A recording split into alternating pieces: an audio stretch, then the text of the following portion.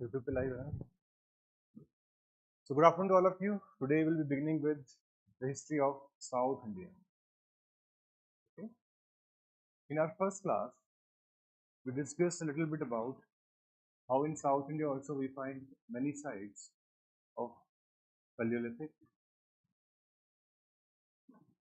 Mesolithic, as well as Neolithic cultures. Okay. This is what we discussed in our first class. We had also discussed one very important thing. The South India has scarcity of copper. Since there is scarcity of copper, as a result of this, the development of Chalcolithic culture is not there. We do find some of the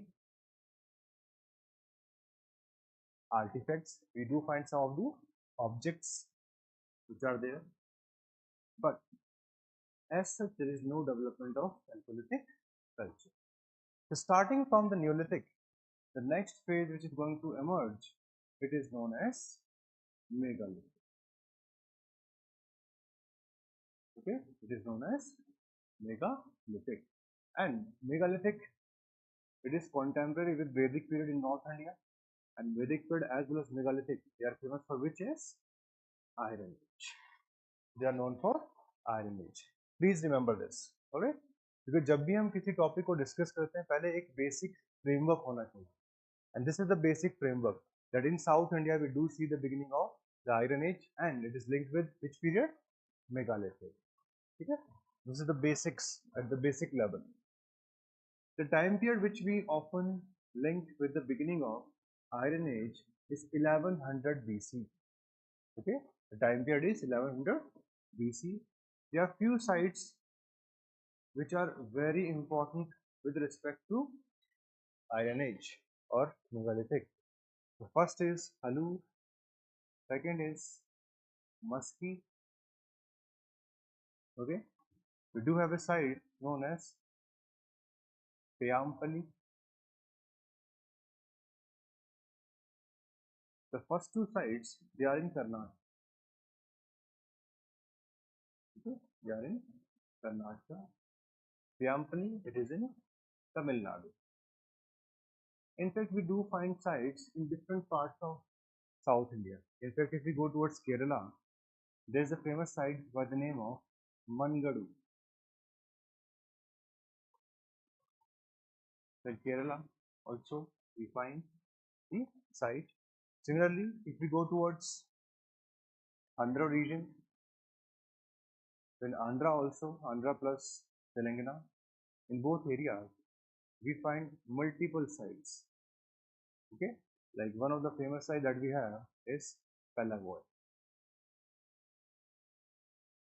So this is from here we'll start our discussion today, megalithic cultures. ठीक है, यहाँ से हम कहानी शुरू करते हैं आज की. So what's the meaning of megalithic culture? The word mega means big and lithic means stone. So we find large number of stones, and these stones are linked to the graves. These stones are linked to the grave. Like if we see a stone which is upright and having a considerable level of height, तो उस type के जो megalith है उसको हम क्या बोलते हैं? मेनहिर बोलते हैं. ठीक है. So like this there are multiple types of we have find, right? Like cyst, where there is an underground kind of a coverage. We also have sarcophagus. Sarcophagus means जिसमें पूरा एक ताबूत बनाया जाता है. जैसे आपने इजिप्ट वगैरह में देखा ना, मम्मीज के लिए बनाया जाता था, तो वो ताबूत को हम क्या बोलते हैं? Sarcophagus. ठीक है, it is known as sarcophagus. We also have dolmen, where there is a structure, right, but it is not covered. That is known as dolmen. When there is a head kind of a stone, that is known as topical. ना टोपी word तो समझते ही हो, right? So it is a head kind of a structure. It is known as topical. We also have a famous site like Kodakal in Kerala, right? So different kinds of stones are there. Different kinds of stones are there. And the most important thing is, majority of these stones, they are found from close to graves. They are found from close to graves. That's a unique thing in South India, that majority of the stones, they are very close to the graves. So that's why many historians, they come to this point that probably the culture should be named megalithic. Okay, so what are the key features that we have? Number one, we find big stones, and these big stones, they are very important and they are very close to the grave. That's number one. Number two, megalithic is also linked to the Iron Age. Okay, because we do find the use of iron. We also see establishment of big villages in South India during this point of time. Okay, establishment of villages is there. This is also the age where we see the beginning of art and architecture in a real sense. Architecture can be seen in the form of these graves. Okay, art can be seen in the form of like toy making. We do find some references of toy making, carpet weaving. Okay, such kinds of art we do find beads also. माला बनाते हैं ना, so we do find beads also. So these are some of the features which is linked to megalithic, right? Megalithic is also known for multiple things. Like for the first time, we see the creation of rudimentary state. Okay, rudimentary state. What's the meaning of rudimentary state? Rudimentary state means a state which is which has not evolved. Okay, which has not evolved. State has how many features? हमने discuss किया था, 4 features होते हैं. People, territory is there. The people, territory. Next is government, and finally we have is sovereignty. Sovereignty is there, right? So in this case, what has happened? Government has not evolved, and since government has not evolved considerably, they cannot enjoy sovereignty. So that's why what we see, it's a rudimentary kind of a state. Like these Cholas, Cheras, and Pandyas, we see their rise towards the end of this megalithic period, and then they continue during the time period of the Sangam age. So we do find some elements of state, rudimentary state, but पूरे तरीके से वो evolve नहीं है. जैसे कि Vedic period में also we had seen early Vedic and later Vedic period. There was a semblance of state, but they were not having a permanent army. They were not having an evolved office of government, because government has large number of officials, and these officers carry out the duties which are required to run a state. Those things were not there. And most importantly, what we need to understand is this is also the phase where we see the development of agriculture. So agriculture improves a lot, and if you have read little bit of GS, in South India we see the use of tank irrigation. है ना, एक tank बनाया जाता है, उसको किसके लिए use किया जाता है? इरिगेशन के लिए. टैंक इरिगेशन की जो बिगिनिंग है, starts from megalithic period. Start from megalithic period. So that's why the historians say megalithic period is the foundation stone in the history of South. Foundation का मतलब क्या होता है कि आपके पॉलिटिकल स्ट्रक्चर डेवलप होने चाहिए, इकोनॉमिक स्ट्रक्चर में हमें क्या देखने को मिलता है? एग्रीकल्चर देखने को मिलता है, Iron Age, right, and even some of the economic activities are beginning.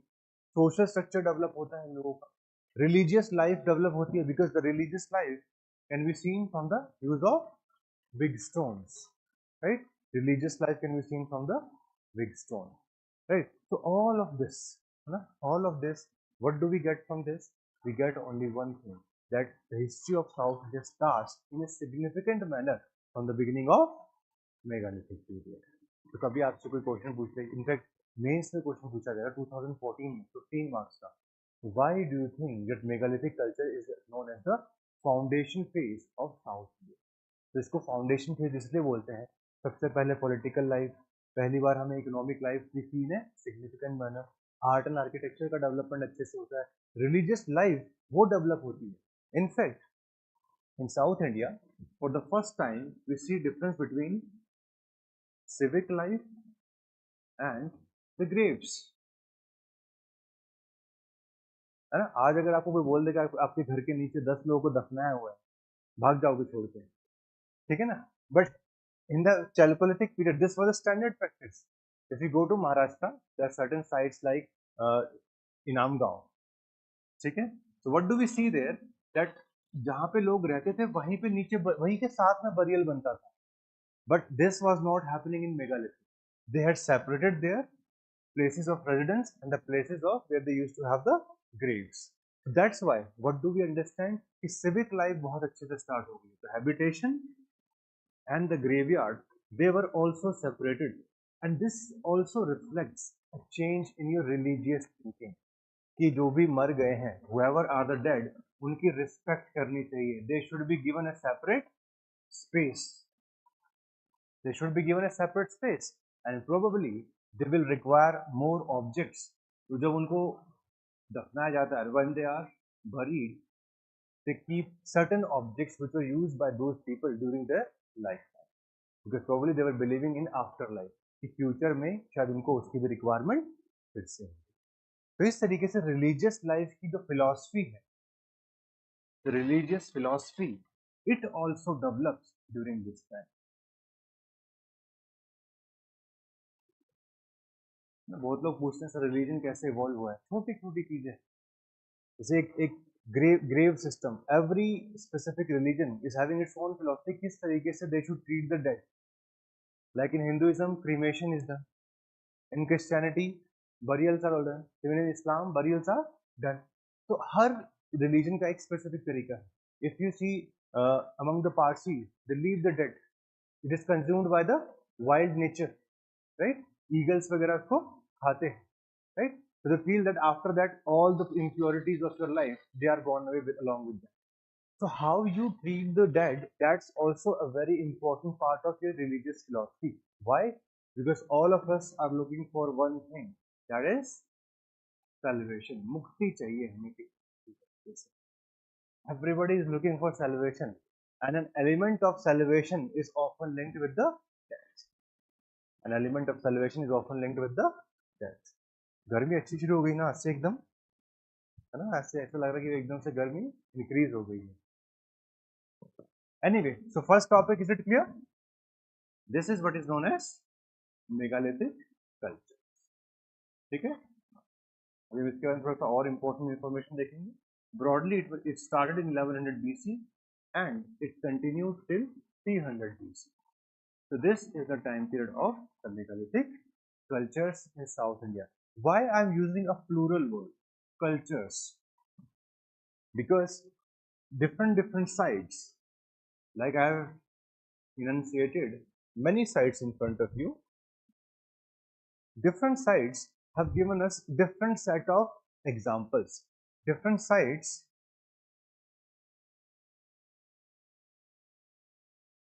has given us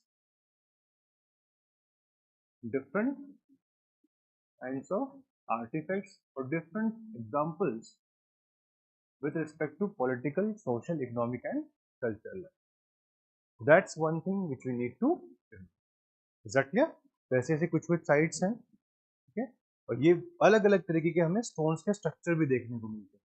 बहुत सारे लोग ये बोलते हैं कि मेगालिथिक कल्चर सिर्फ एक ग्रेव कल्चर नहीं. There are few specific stones जो कि हमें आपकी हैबिटेशन एरिया से भी मिले, लेकिन उनका सिग्निफिकेंस क्या है, that we do not no.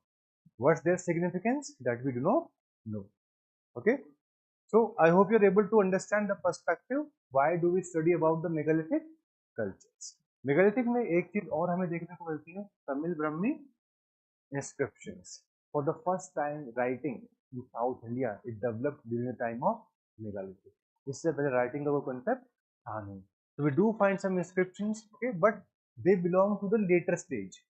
They belong to the stage which is just before the beginning of the Sangam era, not in 1100 BC, somewhere around 4th to 3rd century BC. There was a recent research that in South India also the writing system begins from 6th century BC.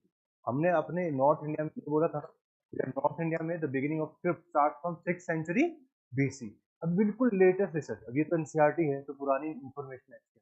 Latest research ये कहती है even in South India the beginning of literature, the beginning of script start from which century, 6th century BC. और इसी को हम बोलते हैं historical period. Okay, There are three words which we often use in history.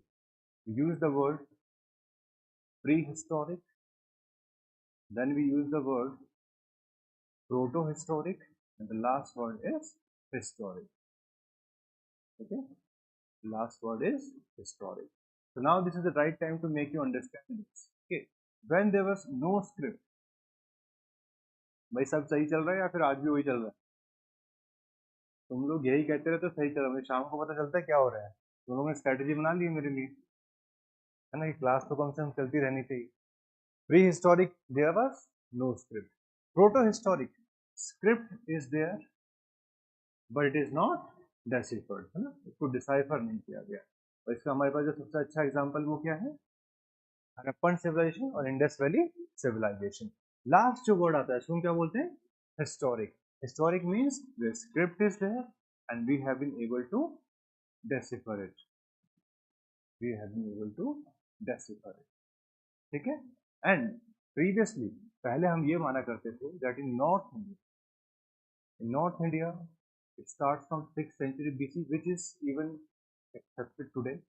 Previously, we used to think that in South India, the script starts somewhere around 4th or 3rd century BC. Okay, somewhere around 400 to 300 BC. ये हम माना करते थे, ठीक है। But now this knowledge has been changed. Now we say even in South India, the beginning of script starts around 6th century BC. This is the latest research. मतलब पिछले 2 साल की रिसर्च, जहाँ पे हमें कुछ कुछ स्क्रिप्ट और जो अर्लीस्ट स्क्रिप्ट है उसको हम बोलते हैं Tamil Brahmi script, is known as Tamil Brahmi script. Okay, and this is the script which is often linked with the script of Harappan civilisation, कि भाई इनकी जो स्क्रिप्ट थी प्रोबेबली उसी का जो अर्लियर वर्जन था that was of Harappan civilisation. ये काफी सारे आज की डेट में स्पेकुलेशन चलते रहते हैं। ऐसे हमने फर्स्ट क्लास में बात भी किया that $1 million prize is there if you can connect these two, that is from the chief minister of Tamil Nadu, because naturally for telling everyone कि हमारा कल्चर सबसे पुराना है, that will give them a different kind of a boost in their life. Anyway, एक जैसे बहुत famous site है आदिचनालू, इस साइट का भी आप नाम याद रखिएगा। This site we find in Tamil Nadu and Adichanallur is a very important site in general. Okay, and we find lots of artifacts, हमें बहुत सारी ऐसी चीजें मिलती हैं which helps us in understanding about the megalithic culture. In fact, जब last में हम मैप वगैरह स्टार्ट करेंगे, ठीक है, the beginning of iron weapon implements, सारी की सारी चीजें हमें यहाँ देखने को मिलती है। This is a very important thing. Okay, we find lots of iron weapons from this place. Okay, we also find pottery. Okay, we also find the pottery from this place. We find presence of husk of rice as well as millet. As we were discussing, it's the beginning of agriculture in a remarkable manner. इसलिए हमें क्या मिलता है, rice as well as millets. They are also found from here. ठीक है। Then there are other sites like काफी सारी चीजें हमें देखने को मिल जाती हैं। Similarly, this is the site known as Peyampalli. तो पेयामपल्ली में हमें फर्नेस मिलता है।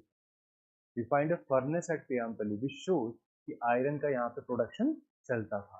ठीक है, यहाँ पे जैसे तिरुपुर के आसपास से हमें मेनहिर मिलता है। ठीक है, वैसे बहुत सारी साइट्स हैं। Similarly like we have Kodumanal, we have found multiple burial sites from here, right? In fact, we have found many ornaments which are very similar to that of Mohenjo-daro. They have also been found at Kodumanal, right? So at Kodumanal we do find multiple things. ठीक है, ऐसी एक और site भी है किलादी करके, किलादी उसका नाम है KEELADI. This site has also become very popular in recent years with respect to the megalithic cultures. The Kiladi has also become an important one with the period of time. जैसे हम लोग देखते हैं हड़प्पन सिविलाइजेशन में धीरे धीरे Rakhi Garhi has become a very important site. तो similarly megalithic में एक साइट बहुत फेमस होगी, उसका नाम क्या है, किलादी उसका है। ठीक है ना, तो वहाँ पे यही सारी चीज मिलती है, बरियल मिलता है, आयरन ऑब्जेक्ट, बैंगल्स मिलते हैं, ठीक है, जार मिलता है, पोट्री मिलते हैं, बीड्स मिल जाते हैं और human skeletons are also found. So it gives a complete perspective. Okay, it gives a complete perspective in this area. All right. This is what is known as the megalithic culture. ठीक है, याद रख लोगे इस चीज को. So the first part that we have just covered, it is megalithic cultures. The first area is megalithic cultures. In megalithic cultures, we see the continuation from 1100 BC to 300 BC. This is the time period. After this, we have the age which is known as Sangam age. Sangam means confluence. दो तीन चीजों का एक साथ मिल. ठीक है. The Sangam age, the time period is from 300 BC to 300 AD. In many books we find 200 BC to 300 AD also. Many books say that also. But this is now more acceptable in today's time. 300 BC to 300 AD broadly. ये है था संगम as. अब हम इसके बारे में पढ़ेंगे. Now we'll study about the second part. Okay, the Sangam age and why is it so important in the history of South India, right? इसके just बाद आता है the age of Kalabhras. So these were certain warrior people, right, who controlled the Tamil land for around 300 years. From 300 AD till 600 AD, we have the age of Kalabhras. इसको बोलते हैं age of Kalabhras. Okay. In general, people or the historians, they used to label it dark age. There was no such progress. But today, historians are not accepting this viewpoint. Okay, they are saying there are certain developments like the spread of Jainism, Buddhism in South India in remarkable fashion by this time. There was also development of literature by multiple important personalities. After this, we see the rise of Pallavas. Okay. After this, we see the rise of Pallavas. The Pallavas are going to rule broadly from 600 AD, and the rule become very weak, and it will end by around 850 AD. Okay, it will end by 850 AD. After Pallavas in South India, we see the rise of Cholas. We see the rise of Cholas. Okay, and Cholas, they are going to rule from broadly 850 AD all the way up to 1250 AD. I am giving you approx dates so that you can remember.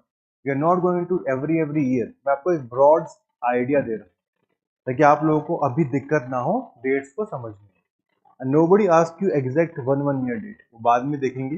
ठीक है, जब mains की answer writing वगैरह करेंगे, जब notes बनाएंगे dictation के साथ में, then we'll discuss about the rest of it. But this is the broad transition in South India. In South India, we have megalithic, then Sangam, age of Kalabharas, Pallavas, then Cholas. Similarly, in Deccan region, this chart please remember. Similarly, in Deccan region, after the decline of Mauryas, we see the rise of Satavahanas. Okay, we see the rise of Satavahanas. Satavahanas roughly from 1st century BC, even though in some of the Puranas it is mentioned 2nd century BC also. But in general, we accept 1st century BC. From the middle of till the middle of 3rd century AD broadly. Till the middle of 3rd century AD. This is the age of Satavahanas. Okay? This is the age of Satavahanas. After Satavahanas, the prominent dynasty which came out, right? In fact, there were multiple dynasties in multiple parts. Like if we go towards the region of the Goa or the region of western part of Karnataka, there was a dynasty by the name of Kadambas. So Kadambas rose, okay, toward the east, toward the region of Andhra, Ishwapur. Okay, the Ishwapurs, they rose. Finally, after their decline, the Kadambas decline, we see the rise of Chalukyas. Okay, the Chalukyas are very important because they were contemporary of Pallavas. The Chalukyas were contemporary of Pallavas. The Chalukyan dynasty declined because of rise of Rashtrakutas. Because of decline of Rashtrakutas. Okay, and this is going to go toward later into the tripartite struggle between Palas, Pratiharas, and Rashtrakutas. These three are going to fight together. In fact, The Rashtrakutas are also going to fight with the Cholas in the south. This is the story of Deccan region. Okay, this is the story of Deccan region. Okay, so let us start a little bit from here. Okay, few points about Satavahanas. Can you see this area? Satavahanas. So broadly, this is the area. Okay, the Deccan region, and in the Deccan region we had the Satavahanas. This is the broader area. Okay. Now there's so many theories with respect to Satavahanas that from which region did it start? The most obvious and the most accepted theory, since the word Andhra is used for them, is that it started from Telangana and then it went towards the west. But there are three theories. Some say they started from Maharashtra, some say they started from Karnataka. The third theory says they started from the region of Andhra Pradesh. Right? But anyway, the most accepted is that they started from the east. Initial capital was Amravati, and with the period of time, they went towards the west for expansion. And later on, the capital became Pratishthan. Later on, their capital became Pakistan. And why Satavahanas are so important? Satavahanas are important because they were the one who gave patronage to large number of caves. Large number of caves were excavated by them in the western part of Maharashtra, where there was room for the development of such kind of cave architecture. Okay. So these are the basic facts which you need to remember, that they ruled over Andhra, they ruled over Maharashtra, Karnataka, and a limited part of Madhya Pradesh. And their most important capital was Pratishthan, which the today town is that of Pathan. Alright? Today is the town of Pathan with respect to that. Alright? And the most famous ruler of this dynasty is Gautamiputra Satakarni. Okay? There used to be a specific kind of an idea in this dynasty, and they used the name of their mother, Gautami Putra. इसको बोलते हैं metronymics. Okay? क्या बोलते हैं? Metronymy. So Gautamiputra Satakarni, he was the greatest of the Satavahana king. In fact, try to understand that we see the invasion of Indo-Greek, Sakas and Kushanas. Out of the Sakas, we see the rise of one dynasty known as Western satraps. Okay, Western satraps, and these Western satraps they ruled in this region. Okay, immediately towards the west. That's why there was a conflict between the Western satrap and the second was Satavahanas. And that's the information which is being discussed in this PPT. Okay, that he fought with the ruler, and his name was Nahapana. Okay, the name ruler was Nahapana. In fact, he was defeated, and the coins of Nahapana they were restruck. Okay, there used to be phenomena in ancient India where the coins were restruck. एक तरीका ये है, you capture an area, आप उनका सारे जो coins है उनको इकट्ठा करो और फिर उनको मेटल उनको फिर से पिघलाओ, ठीक है, and then you remake your coins. Shortcut क्या है? उनकी मोहर के ऊपर अपनी मोहर डाल दो. So that is what we find among these two. Whenever they used to capture a region, we have to show the political authority has changed. तो बस अपने स्टैम्प यूज कर लेते थे, ठीक है. पॉइंट्स बिल्कुल वैसे ही रहते थे पुराने के पुराने, सिर्फ स्टैम्प चेंज थी, और ऐसे कॉइन्स को हम क्या बोलते हैं? रीस्ट्रक कॉइन्स. ठीक है. तो रीस्ट्रक कॉइन्स हमें बहुत सारे मिलते हैं from the region of Satavahana. Alright, बहुत सारे देखने को मिलते हैं. ठीक है, सतवाहना. ऑलराइट, सतवाहना. ठीक है, तो प्लीज इसको याद रखिएगा, उनके बीच में there was a tussle. After him, we do see other leaders also like Vasishtiputra, Pulmai. Then we have Yagnashri, Satakarni. We also had a king by the name of Hala. Okay? And they declined around the 3rd century CE. And later on, they were replaced by Ishwakus, right?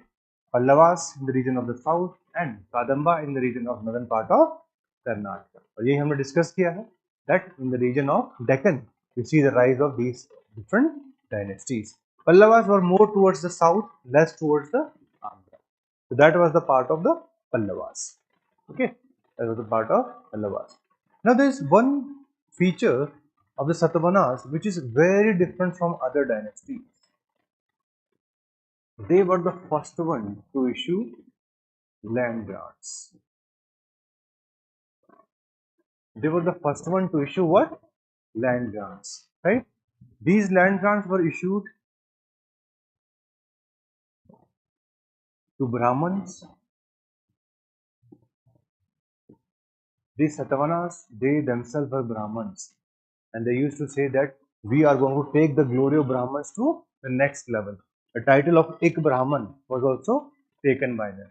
Since they were Brahman, देखिए, as per the Varna system, Brahmins should not have become kings. The Brahman should have focused only on learning. Kshatriya should have become the king, right? Similarly, the Vaishyas, they should have also focused only on trade and commerce, and Shudra, they should have focused only on one thing, that is taking care of the upper three varnas or devoting themselves completely to the above three varnas.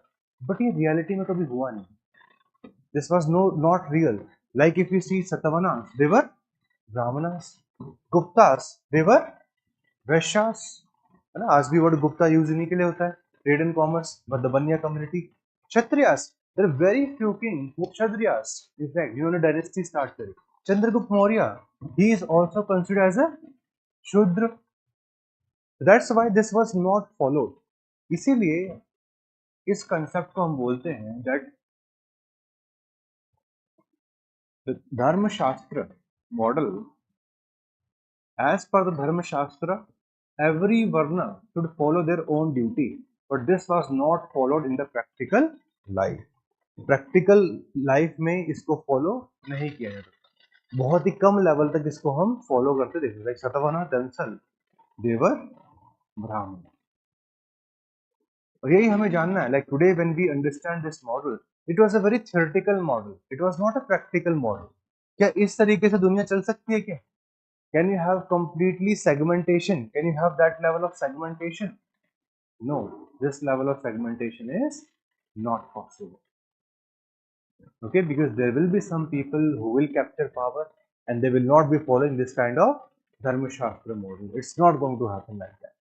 Alright, so please remember that. And this is a very unique feature. For the first time we find land grants in an inscription, and the first dynasty to do so, that is Satavahan. Okay, that is the dynasty of Satavahana or Satavahan. Please remember this information also. Okay, because the theory of feudalism, which is often created in the times of early medieval, वहाँ पे हम इस चीज के बारे में ही बात करते हैं. The first dynasty to issue land grants was Satavahana. Maximum number of land grants in Indian history which are recorded, they are given by Vakatakas, and they were the contemporaries of Gupta. The same was done to some extent by the Guptas also. The Guptas also issued land grants, and finally, later on, this evolved into what is known as feudalism. In India, feudalism is often linked with the word which is known as Samanta system. Okay, in India it is known as the Samanta system. In fact, what happened when these dynasties kept on giving the land grants, this led to the rise of local feudatories. This led to the rise of local feudatories. So local जो लोग थे उनकी power increased हो गई, and they started challenging the central authority. And this is what is known as feudalism. When the central authority is challenged, that is what is known as feudalism. ठीक है, तो इसको याद रख लेंगे. इसलिए सतवना का टॉपिक जो है इंपॉर्टेंट बन जाता है हमारे लिए. These are these 2-3 inscriptions, like Naneghat inscription is one of them. Okay, it refers to exemptions given to land granted to the Buddhist monks. ठीक है, तो ब्राह्मणास को इवन बुद्धिस्ट को सबको है. And what's the most important thing about the Satavahana? For the first time, a big state covering a major part of Deccan was established. For the first time, the Satavahanas were a proper state. And as we have been discussing, there are 4 elements of a state, right? Which are those? People, then we have territory, then government and sovereignty. Government and sovereignty. The state system in South India starts in a reasonable manner from the Pallavas. Before that, the state system did not evolve. But if we see the case of If we see the case of Deccan, in Deccan we do see the beginning of the state system by the time of Satavahana. Okay? The Satavahanas became a very strong state, and naturally it continued for roughly 300 to 400 years. Because if we go for different Purans gives different time period for these Satavahanas. Okay, different time period for these Satavahanas. Now let us go towards the Sangam age. Okay, so what is this Sangam age? Sangam is the word which comes from the confluence of poets. The confluence of poets. In fact, there are three Sangams which happened, or three assemblies of poets which happened. Okay, two happened at Madurai. This is the place. The place name is Madurai, and one happened at Kapatapura. Okay, the first and the third Sangam, they happened at Madurai, and one happened at Kapatapura. Kapatapuram is very close to here. Okay, towards the south. Now, there were three major dynasties which were rising at this point of time. The first dynasty, it was the Cholas. These are known as Sangam Cholas. Okay, please remember that. Sangam Cholas are different from the Cholas of early medieval period. There is no direct connection between them. बहुत confusing हो जाता है कभी कभार ये, ठीक है? This इसलिए हमको क्या बोलते हैं? Sangam Cholas. अब Sangam Cholas, they were having their capital at which place? Urayur. Urayur was their capital and their port was Pompuhar. इसको सिर्फ पुहर भी बोलते हैं और Pompuhar भी बोलते हैं. Now that is about the Cholas. If we go towards Cheras, okay, if we go towards the Cheras, these Cheras were having their capital at the region known as Karur. So Karur was their capital, okay, and if we see their port, there used to be a place by the name of Mujris. So Mujris was the port of Cheras. And if we see the Pandyas, so for Pandyas, they used to have their capital at Madurai. Plus, they were having their port at Korkai. The port was Korkai. So like this, the whole region was divided into three major authorities. These were the three major authorities. Okay, this belongs to the Pandyas. The Pandyas in this region, and it was under these Pandyas king that we had the Sangam age. Okay, these were the Pandyas. Pandyas were the patron of these Sangam age, the three assembly of poets which happened. You have to remember these basic facts. Like even in prelims in last 3 years, we have seen two questions. और एक तो सिर्फ यही था, ports पूछे थे, जिसमें एक बार किसके बारे में पूछा गया? मुजरिस के बारे में पूछा गया. So from the history of South India, UPSC often targets questions from megalithic. Like megalithic की लास्ट साइट पूछी गई थी, जो मैंने अभी आपको बताई, केरला में मनगुरु, वो साइट पूछी गई थी. एक बार यहाँ से पोर्ट पूछ लिए गए. एक बार संगम लिटरेचर के अंदर क्या क्या होता है उसकी इंफॉर्मेशन पूछ ली गई. So when you will learn all these things as a part of your optional, naturally it's going to improve your understanding with respect to general studies. और facts भी आप ज़्यादा अच्छे से produce कर पाओगे. And once we are able to produce facts pretty well, naturally outcome क्या होगा? अच्छा. ठीक है? Outcome क्या होगा? काफी अच्छा होगा हम लोगों के लिए. तो चलिए, yes. अर्ली मिडिवल जो मेजर चोलास हैं, ठीक है, उन्हीं को बोलते हैं. संगम एज के जो चोलास थे उनकी कोई बहुत बड़ी स्टेट नहीं. It was just an evolutionary kind of a character. The state system was not there. So whenever the question comes about cholas, specifically it will be about imperial chola of early medieval period. अगर संगम के लिए आएगा तो लिखेंगे, वो specify करेंगे, ठीक है ना, वो स्पेसिफाई करेंगे. We are asking about the Sangam Cholas, ठीक है ना.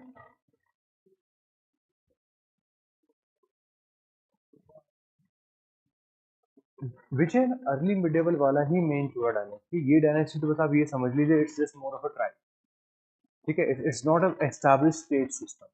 दे do have some functionalities but as such उनके पास सॉवरेनिटी नहीं है, टैक्सेस भी नहीं थे. If you want to have a state system, आपके पास सबसे पहले क्या होने चाहिए? Resources. If resources are not there, naturally the next thing is not going to happen. Next thing is not going to happen. तो ये कुछ कुछ चीजें हैं जो आपको इसके बारे में हल्की सी पता होनी चाहिए, ठीक है। तो चलिए थोड़ा सा इसके बारे में जानकारी ले लेते हैं, ठीक है। तो the last 3 centuries before the common era, it means 300 BC and all the way up to 300 AD. This is the time period that is linked with the Sangam age. Okay? That is what is known as Sangam age. And this is often also linked with the beginning of historic age. Previously it used to be, but now since I've told you, the history in South India also begins from which time period? 6th century BC. Why? Because the recent level of interpretations have changed this perspective, and this NCERT is a little bit previous one. Now we have large number of sources, because to understand any part of history, the most important thing is sources. So we do have multiple types of sources to understand this Sangam age also. Like we do have archaeological sources. Okay, archaeological sources again means what? Inscriptions, coins, artifacts, anything which have been left behind, right? So what do we find here? We find large number of things from these ancient sites. Okay, in fact we also have certain Buddhist sites with stupa as well as chaitya. So multiple things are found from here. Coins are very important. In fact, the Romans were having a very flourishing level of trade with the people of South India. So that confirms that coins, or that confirms the trade was there with the West. So we do find the coins of Cheras, Cholas as well as Pandyas. They had their specific coins. They also had the punch mark coins also. All such things are there. Romans coins are also concentrated, okay, and they have been found at places like Karur as well as Madurai. So these are the various places from where we get the coins. We also have inscriptions like the name of these Choras, Cheras and Pandyas. They're also mentioned in the inscriptions of Ashoka. Okay? And they are we find from Andhra as well as Carnatic region. That's the first point with respect to the inscriptions. We also have many Tamil Brahmi inscriptions in the caves of Tamil Nadu and Kerala, such as Mangulam, Jambai and Pugalur. There we do find some inscription. Some Buddhist inscriptions are also there in the region of Andhra. Right? What happened actually, that there were three specific schools of sculpture. Three schools of sculptures developed in India. The oldest school of sculpture in India is Mathura. Just after Mathura, we see the rise of Gandhara school of architecture as well as that of Amaravati. Now all these three were having Buddhist artifacts. At Mathura we had, along with Buddhism, here we find Brahmanism as well as Jainism also. But the rest too, Gandhara and Amaravati, here we find the Buddhist artifacts. So that's why Amaravati, or the region of Andhra, we find large number of such Buddhist artifacts from the region of Amaravati, from the region of Andhra in general. So we do have large number of these inscriptions also, which gives us information. But the most important source of information about this whole period of Sangam age, that is the literature itself. Okay, so we have this classic Sangam literature. ठीक है, classic संगम literature के अंदर तीन चार चीजें आती हैं. First of all we have this book on grammar known as Tolkappiyam. तो Tolkappiyam is the most famous book, and this is the first book which is dealing with the grammar of Tamil. Okay, this deals with the grammar of Tamil. All right. Then we have this, what is known as Pathin Milakanaku. It means the 18 major works. They are known as the 18 major works. We'll discuss about them. इसको भी दो part में divide किया जाता है. ठीक है, 18 major works which have पट्टू पट्टू, थोड़े से नाम याद रखने पड़ेंगे ना, पट्टू पट्टू, एंड देन वी हैव एटू टोगई. देखो हिस्ट्री में जो थोड़ा सा चैलेंज आता है ना, वो नेम्स का आता है, बिकॉज नेचुरली पूरा का पूरा हिंदी से तो मिलेगा नहीं. नाउ दिस इज तमिल, तो तमिल के हिसाब से आपको मिलेंगे. So the 18 major works, they are divided into Pattu Pattu and Etu Togai. Pattu Pattu means the 10 songs, and Pattu Pattu means, and Etu Togai means the 8th anthology. तो normally जब आपसे कोई पूछता है कि भाई संगम लिटरेचर के अंदर क्या क्या चीजें आती हैं, संगम लिटरेचर के अंदर 3 चीजें आती हैं. First Tolkappiyam, and second Pattu, and third is Ettuthogai. Everybody will say Sangam literature, Sangam literature. But what's the meaning of Sangam literature? Sangam literature, it's a collection of 3 specific kinds of volumes. First, starting with Tolkappiyam. Second, we have this Pathin Milakam. या तो ये याद कर लीजिए या फिर Pattu and Atutope. These are the 3 major works. Then we have the 18 minor works, and later on we also have certain epics from the region of Tamil Nadu. Like from north, we have this Ramayana and Mahabharata. They also have their own epics. जो सबसे famous दो हैं, that is Shilapatikaram and Manimekalai. Those two are the most famous ones, but we have the rest also. Okay. So Tolkappiyam, it is written by a person by the name of Tolkappiyam, and it consists of the rules of grammar. Right? It consists of rules of grammar, plus it also provides information on Tamil social life. It also provides information on Tamil social life. Very, very important. Tamils, these people were not having Varna system. Varna system was known to people of Tamil Nadu, but their society was not divided on the basis of Varna system. In fact, there was a horizontal level of classification of this society.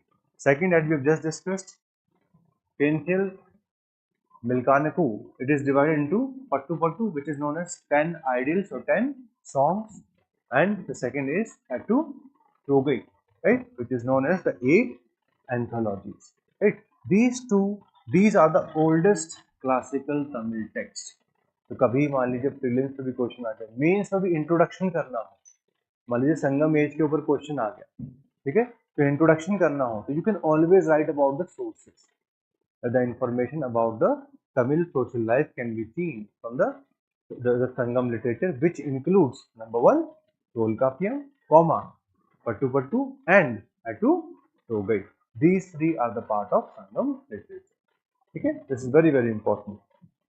And इनके नाम याद करने की जरूरत नहीं है, कौन कौन से 8 anthologies हैं, it's not required.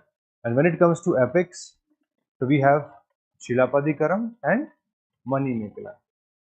These two are the famous epics, even though later on we do have Sivika Chintamani, okay, as well as Balai Yapati, as well as Kundakala Kesi. So these are the other epics, but the two most important one is Shilapatikaram and Manimekalai. And these are the two which you should remember for exam. The rest, even if you leave, it's okay, it's fine from the exam point of view. Okay, so this is what is known as the sources which are directly from the region of South India. But along with that, we do have other sources also which provide some information about them. Like the number 1 source is Arthashastra, and Arthashastra talks about the Pandya Kavataka. Okay, and this may means the pearl or the shell from the region of Pandyan country, जो कि precious हो सकते हैं उस time पे. महावंशा से हमें कुछ information मिलती है. Now Dipavamsha and Mahavamsha, they talks about the story of Buddhism, and both these sources were written down in Sri Lanka. All of you know Sri Lanka, if this is the northern part of Sri Lanka, they also have Tamilian people.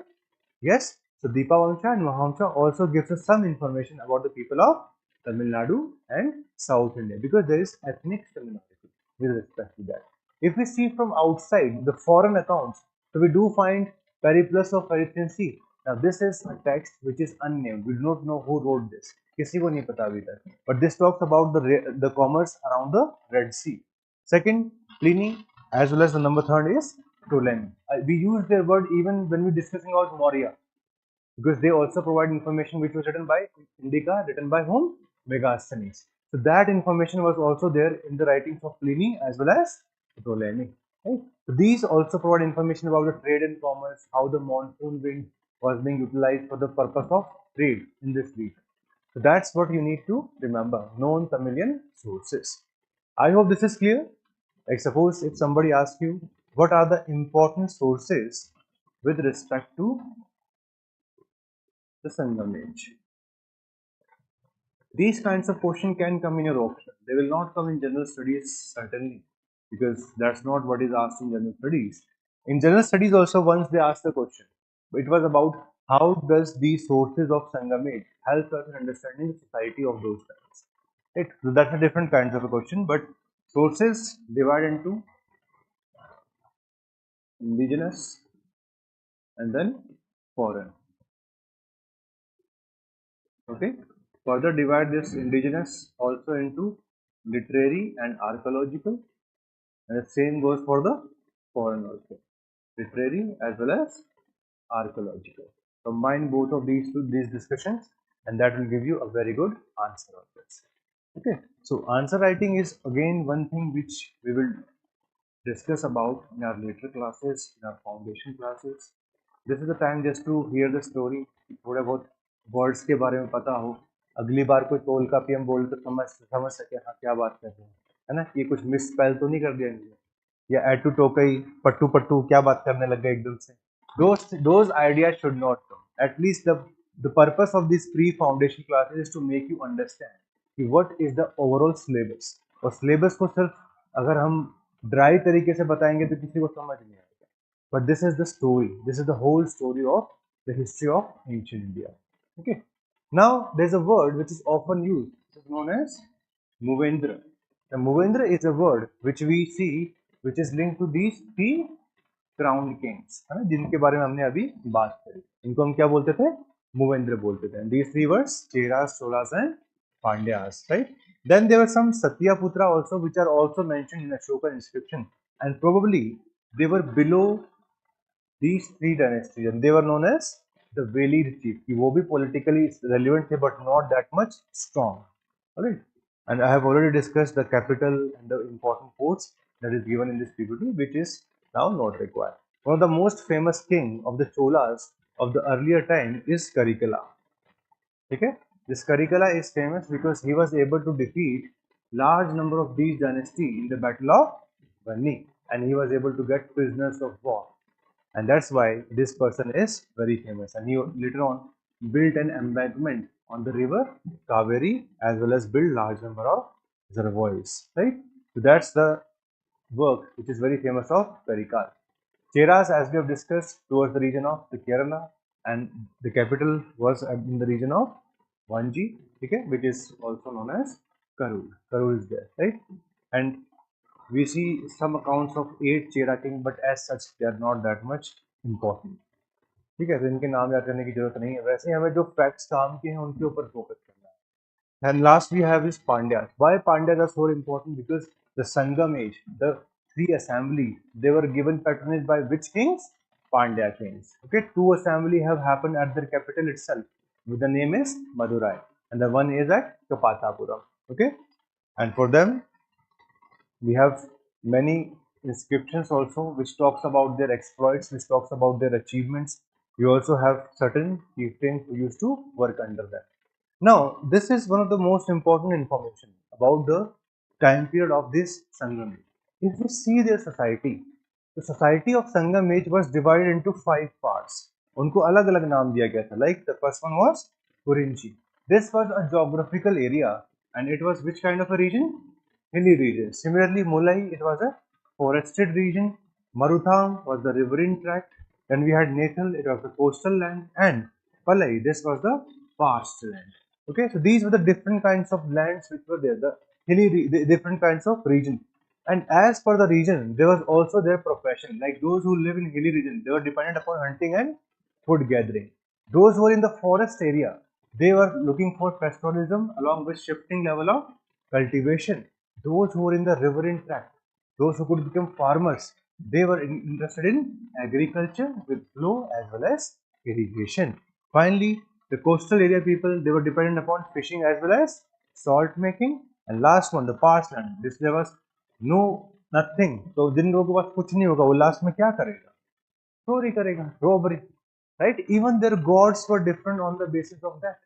Like those who used to do robbery, their god was goddess Kali, right? Naturally, because she is linked with the mystical powers which help these people for survival purpose. So that's why in Tamil region there was horizontal classification. अब इनमें से ऐसा कोई नहीं, कोई superior है कोई junior है, ऐसा कुछ भी नहीं है. जैसे कि हम बात करते हैं जब वर्णा सिस्टम की, always Brahmana come at the top, then we see Kshatriya, next one is Vaishya, and the last one is Shudra. But here we do not see any kind of classification. the people of this region, the people of Tamil Land, they were aware about the Varna system, but the Varna system was not the classification of their society. That's very, very important. Is that clear? That's very, very important. Now, Sangam age is famous for poems. Two types of poems were written by them, Akam and Puram. Two types of poems were written by them. Akam means those poems which were written about love, and Purams were those poems which were written about war. So two types of poems were very, very famous at that point of time, Akam and Puram. That's you need to remember with respect to the Sangam age. And one more distinction which we need to remember, that when we compare the Sangam text to that of Vedic text, the Sangam texts are linked by more materialism. Okay? While if we see the Vedic texts are more about spiritualism. More about spiritualism. Okay? Less about materialism when we compare it with the Sangam age text. And we link it with the Sangam age text. I hope that is clear to all of you. So this is the basic information which you need to remember. Okay?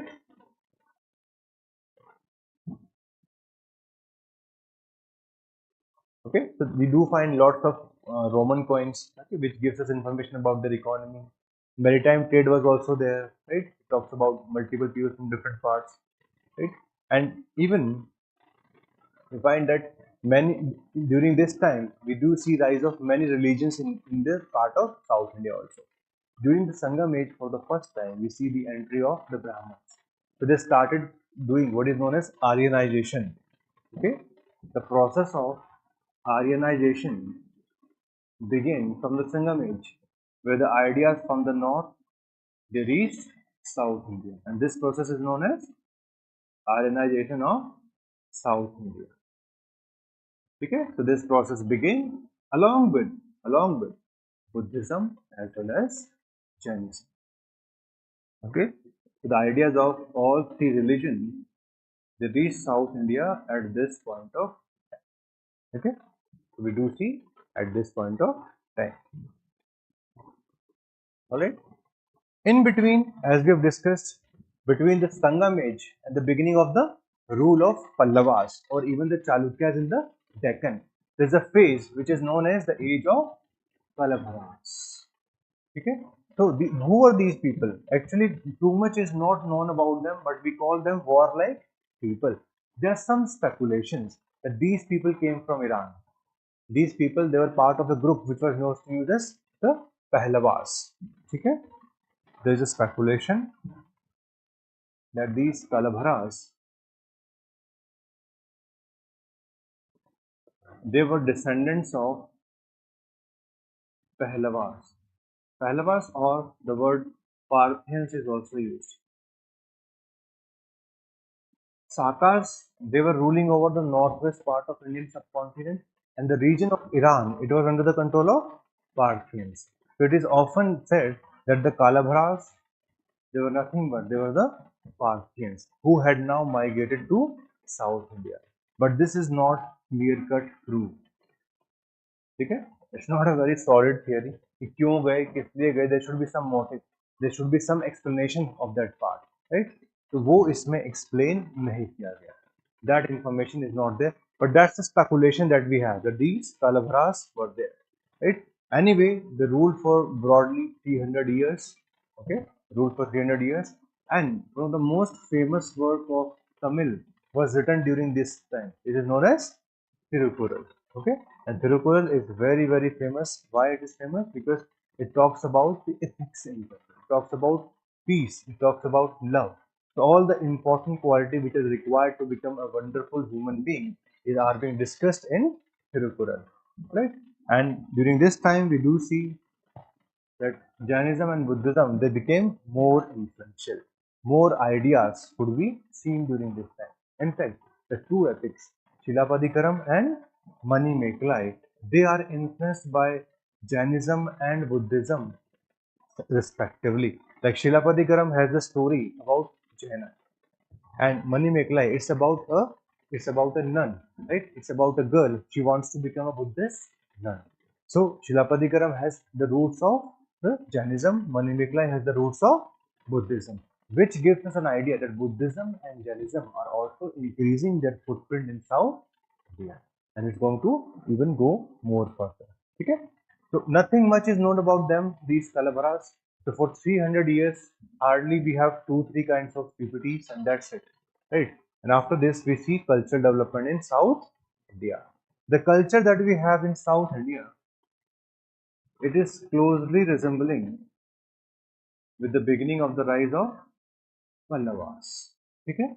And in the Deccan, with that of the Chalukyas.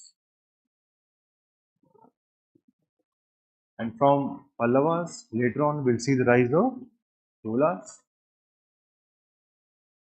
In Chalukyas, we see the rise of Rashtrakutas. Okay? So this is how we're going to see a transition in South India. Okay? And this is about their cultural development. Okay? So two important parts. The first one is Chalukyas of Badami. Now Badami is a place you have to remember, right? It is also known as Vatapi. Similarly, if we talk about the Pallavas ruled from the region of Kanchi, the Kanchipuram that we know about, right? So it is famously they are known as Pallavas of Kanchi. Okay, right? So these are the one. So if we see the sources, what all are the sources which helps us in understanding about these areas?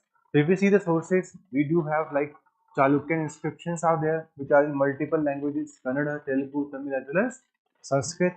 Okay, we also have Pallava inscription in Tamil and Sanskrit only. Okay, and the famous inscription of Pulkesin II, and that is the whole inscription, which even we discussed in our previous class on Saturday, right? That how it gives us information that Harshvardhana was defeated by Pulkesin II. Okay. Then we also have the literature which is there. In fact, there were two types of, or the two categories of bhakti movement, Alvars and Nayanas, right? Alvars were followers of Vishnu and Nayanas were followers of Shiva, okay, or the Shaivite. And they also give us some information about these times, like there's a famous text, Nalriya Divya Prabandham, which is with respect to the Vaishnav. Similarly, Tirumurai, it is linked to Shiva. So these two texts provide a lot of information with respect to these time periods. Okay. We have other sources also, like some information it comes from Allahabad pillar inscription, which gives information about the Pallava Chalukya conflict. We also have the copper plate inscription, which gives about the military achievements. Coins are there, Buddhist texts, Dipavamsha as well as Mahavamsha. They also gives us information, and we do have travelers like Hunseng as well as Hitseng, because they also went towards South India. And Arab travelers, more importantly, Al Suleiman and Al Masudi, not Al Biruni. Okay, they came before Al Biruni, Al Suleiman and Al Masudi. These also gives us information. And when we discuss about art and architecture, so we do find temples at multiple places. They give us information about themselves directly. We are not required to be dependent upon anybody else. Okay, so we do have political, social, economic, cultural, all the information about them. So if we see about Chalukyas, can you see in the map? Okay, so this was broadly the area which was under the control of the Chalukyas, right? And in this region, we see the rise of Pallavas, right? This is how you have to remember. So some basic facts about the Chalukyas. This Chalukya kingdom, it was established by Pulkesin first. And please see the time period. It's in the middle of the 6th century, 543 AD to be precise. Okay, the first time it became independent, and from which kingdom? Kadambas. So they replaced the Kadambas in this western part or the northern western part of Karnataka. Second, they created their capital at a region named as Badami, and then they performed their various rituals. And the region of Badami was established by Kirtivarman first. Okay, so he was the successor. The most decorated personality is Pulkesin II. So Pulkesin II is the most decorated personality with respect to this. Okay, initially he was able to defeat Harshvardhana on Narmada river. That gives a perspective that probably the military of South India, it was more stronger than that of North India. In fact, we often say the strength of India, the strength of India lied in the south after 550 AD. After 550 AD, the strength was now lying in the south, not in the north. And the reason is very clear because Pulkesin II was able to defeat Harshvardhana. In the 550, we see the end of the Gupta period. The Gupta period comes to an end. Okay. Then he was also able to control the region of Malwa, Kalinga, as well as eastern region of Deccan, and even in the south, he defeated the later Kadambas of Banavasi as well as the Gangas of Calicut. So in a way, he was able to create a very strong empire for himself. He also tried to capture Kanchipuram of the Pallavas, but he was not that much successful in that. Okay, and later on, since the rivalry began with the Pallavas, Pallava king Narasimhavarman first conquered Badami and he also killed Pulkesin II. So this created the conflict between these two dynasties, and this conflict is going to continue for a very long time. In fact, you must have heard this concept of MAD, mutually assured destruction. ये normally Cold War में use किया जाता था, mutually assured destruction. These dynasties were playing this MAD during those times. Mutually assured destruction. Because if you keep on fighting, so how can you use your resources for development? So it was a kind of a concept of MAD. Second, the Pallavas controlled Badami and southern region for several years. And later on, they were taken over by the Rashtrakutas. So Rashtrakutas, in fact, the founder of Rashtrakuta is known by the name of Danti Durga. Okay? The founder was Danti Durga, and he was able to topple this dynasty around 753 AD. So in the middle of 8th century, okay, in the middle of 8th century, we see the rise of Rashtrakutas. Okay, we see the rise of Rashtrakutas. If you see about Pallavas, okay, so I hope you can easily recognize the area. This was the area under the control of Pallavas. So Pallavas were the one who were very prominent. They were the one who improved, or they were the one who gave patronage to Dravidian culture in general, and they were able to create very strong dynasty for themselves. Their origin is unclear. Even till today, we are not aware, right? Even there is a story, just like for the earlier the Pallavas, they were the followers of the region of the Pahlavas. Some were part of Kalabras. Later on, they went become part of the Pallavas. So this story, it is not very confirmed. ना कहानी की तरह है. Do not know exactly to what extent it is true. Even the modern scholar either related to South India or had some North India ancestry. सब कुछ लोग ये कहते हैं कि भाई साउथ इंडिया के ही लोग थे. Some say the people came from northern part of India. So there is nothing conclusive about this. Okay, there is nothing conclusive about this. And the area under their control is known as Tondai Mandalam, meaning the area between the river of Pennar and Villar River. So this is the territorial base linked to them. Okay. Initially, they were followers of Jainism. But with the period of time, they became followers of Shiva. Like Mahendra Varman first, he was the one who converted from Jainism to Shaivism under the influence of Saint Apar. Okay, as the Bhakti movement was also rising in South India during the time of the Pallavas. So the cult of Vishnu and the cult of Shiva, they became very strong. And from Jainism, we see a shift towards Shaivism under this time. Okay, yes. Shaivism means the Bhakti which is linked to Shiva. Okay, Shaivism it's a cult. It's a specific kind of a sect. Within Hinduism, there are multiple sects. There is sect of Shaivism, there is sect of Shaktism, Durga, and then there is sect of Vaishnavism. And within them also, there are large number of internal sects. So the overall story of Shiva is part of Shaivism. And it has multiple things. It has evolved over a period of time. There are multiple religious symbols like trident, Trishul उनसे link किया जाता है. ठीक है? He is linked with multiple stories. The way he is considered as a destroyer. So all those basic ideas with respect to them. With the period of time, his family was created. Initially, it was only about Shiva. With the period of time, we see Parvati. Okay. With the period of time, we also see his two children, Ganesh as well as Kartikeya. So this is how the family of the Shiva kept on increasing with the period of time. Yes. Okay, you can write down from here.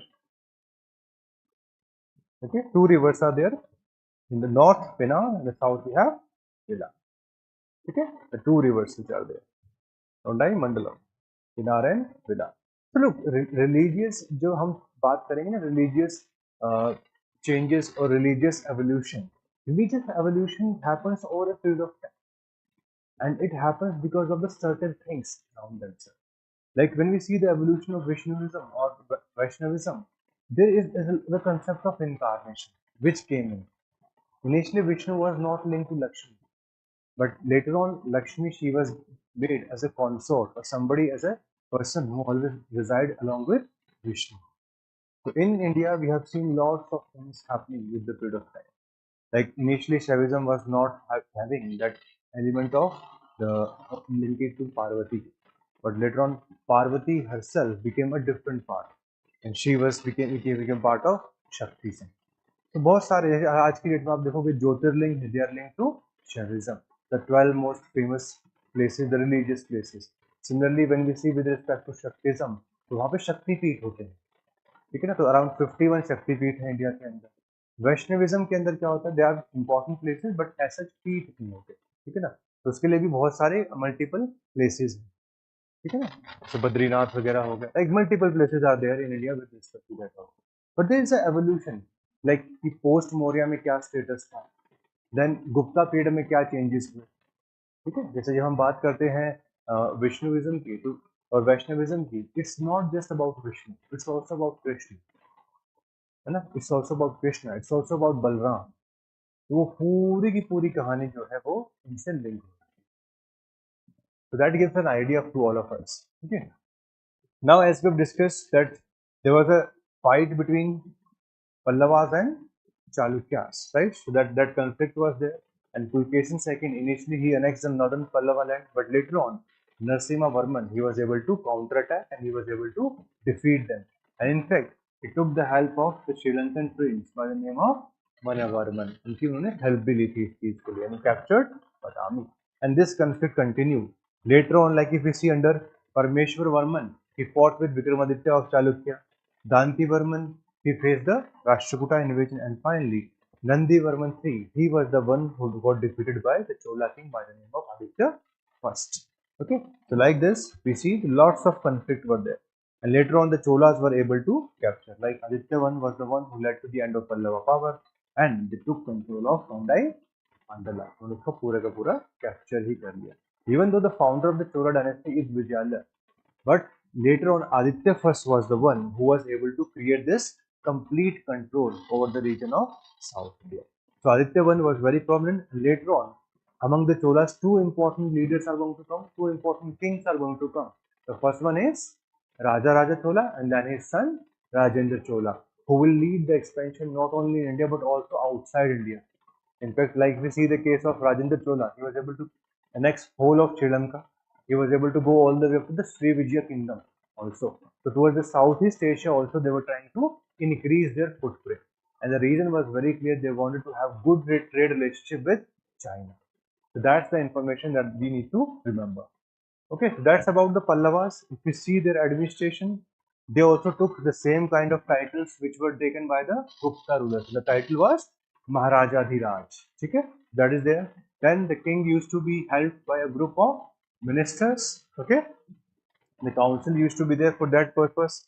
Then there used to be different types of bureaucrats. We had Amatyas also, and there was difference with the mantris also. Okay, then you also had the Rahashadhikarta, which is the private secretary of the king. So multiple kinds of posts were there. Like we had this Manika Pandaram Kapan, which used to be a keeper of the valuable treasury. So, बहुत बड़ा नाम हो गया ना मनिका पंद्रह कपन लिखते लिखते ना खत्म हो गया पूरा एक लाइन ही खत्म हो जाएगी but anyway the keeper of the valuable things is not given that and then we also had certain central officers like Koduka Pillai was the officer of gifts.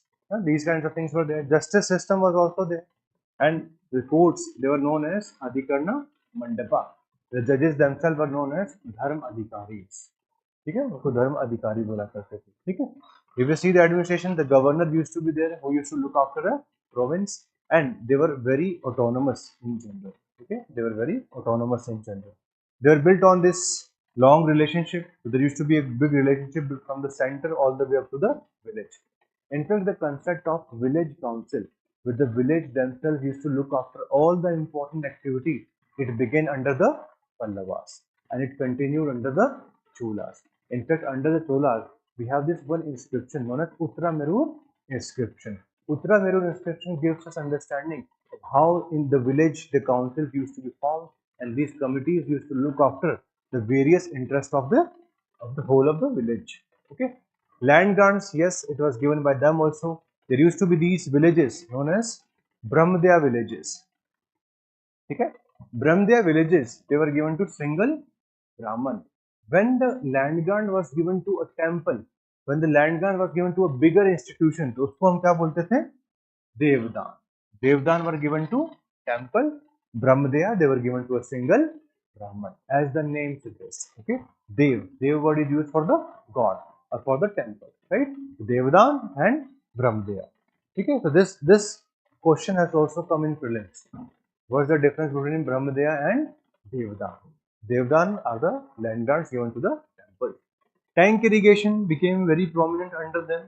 Okay, and there's a category of land which is known as irripati.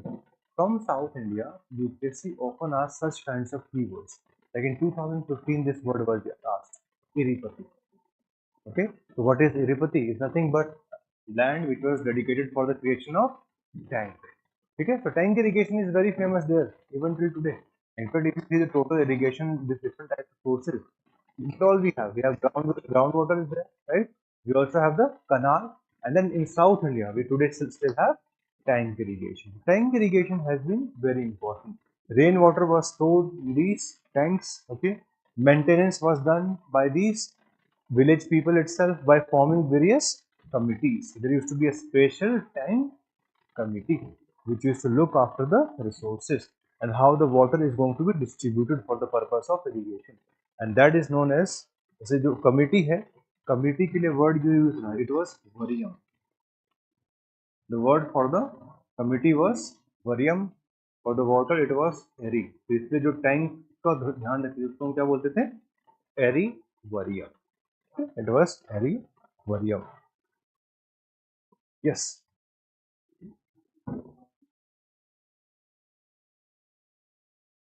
No, it's not about normal or tank. It's just a form of irrigation. Like in some areas, suppose natural rivers are not there. So what would you do? You would have to store water somewhere. Without that, nothing is going to happen. So in those areas, there used to be tank. Tank was a strategic method through which they used to dug up the area, and that water could be used by the whole village for the purpose of irrigation. Special, there's no such speciality. What's the meaning of speciality? Like, see, in North India, the monsoon comes. ठीक है? In South India, specifically in this region, यहाँ पे monsoon का ये ना fluctuation रहता है. ठीक है ना? इसलिए जो साउथ इंडिया में आप लोग सब जानते हैं, जो रिवर्स हैं, they are temporary in region. वो पूरे फुल ईयर तो चलती नहीं है ना? वो हमारे सिर्फ north India, because north India has monsoon as well as glacier as well, तो वो दोनों टाइम चल जाता है. But in South India, it becomes a problematic thing because after monsoon, even when it fluctuates, specifically in the region of Tamil Nadu, what will you do after that? That's why the water storage was paramount. North वाले लोगों ने इसकी दिक्कत देखी नहीं है because पूरे साल गंगा बहती, ठीक है ना, क्योंकि पहले मानसून और बाद में फिर अपना glaciers. But in South India you not have glaciers, so you have to be very smart. You have to have reservoirs also. ये रिजर्वोयर्स की तरह काम करते थे और विलेज कम्युनिटी को पता था कि भाई हमें 2 क्रॉप तो चाहिए और एक सीजन हमारा ऐसा होगा जिसमें हमारे पास रेनफॉल नहीं होगा. What will we do at that point of time? आज तो देखो फिर भी क्लाइमेट चेंज है, चीजें चेंज होती जा रही हैं. In western Rajasthan there used to be no rain, today आज वहाँ पे बाढ़ आती है. चीजें चेंज हो रही हैं, but in those time probably these things were not there. It was more or less settled. Even till, if we see that till the 20th century in India also, there was a set pattern which was being getting followed majority of the years, depending upon El Nino. But आज की date में अगर हम देखें तो बहुत change हो गया. But for them, they had to be very coordinated. The whole village used to work together because the no sustenance depends upon them. And for that purpose, they used to have these committees.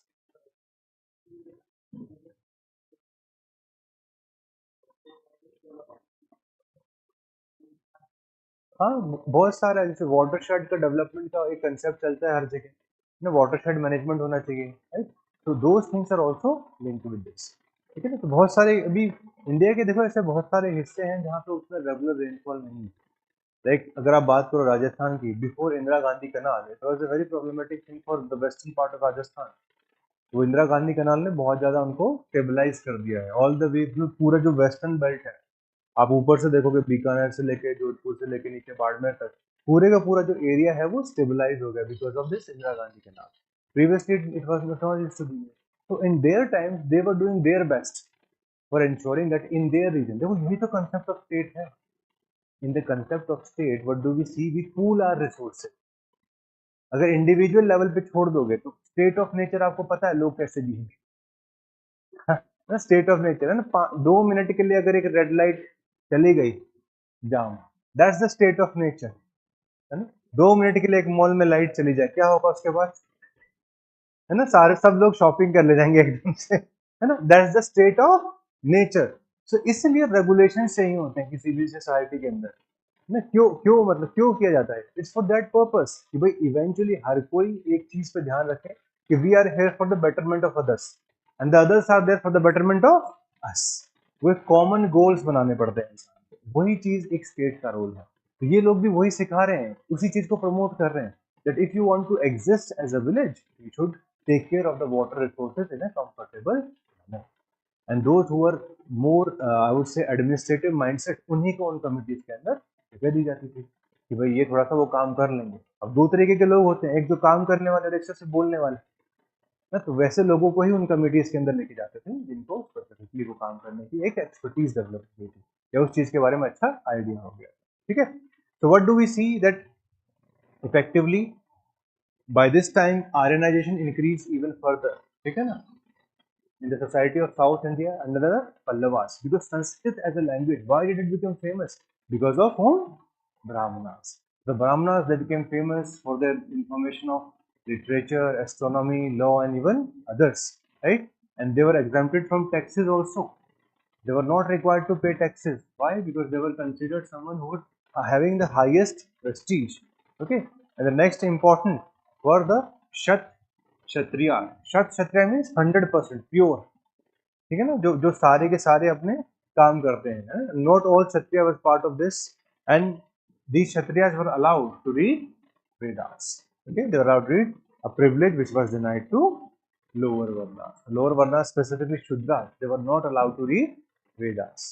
ठीक है, later on उनको पुराना allow किया जाएगा, but this will not be allowed to them. Right? And many people who were in this worked as scavenger, they were fishing or even dry cleaning and leather works, they were considered outside the Varna system. उनको untouchables का एक tag दिया जाता है, like Chandals. Okay, and Kanchipuram became a very important seat of learning. And under the Pallavas, we see very high level of focus towards Shiva.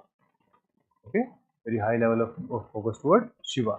In fact, Mahendra Varman, it is said that he was a bit intolerant, even though initially he himself was a follower of Jainism, and later on he persecuted some of the Jaina people and even destroyed some of their structures. And that's why later on, what do we see? There was a marked downfall in this region of Jainism for certain period of time. Okay? But later on, under the tolerant rulers, it further increased. Okay? ये ध्यान रखेंगे. This is what we need to remember. And Sanskrit, it is now becoming very famous in South India because Brahmanas are now changing the society of South India. And Pallavas were the one who gave patronage to them. And this patronage was responsible for why do we see the rise of the Sanskrit literature. Like Mahendra Varman first, he composed Mathavilasa Prahashanam. Right? Today, if we see the Tamil land, there is a little bit of outrage against Hindi.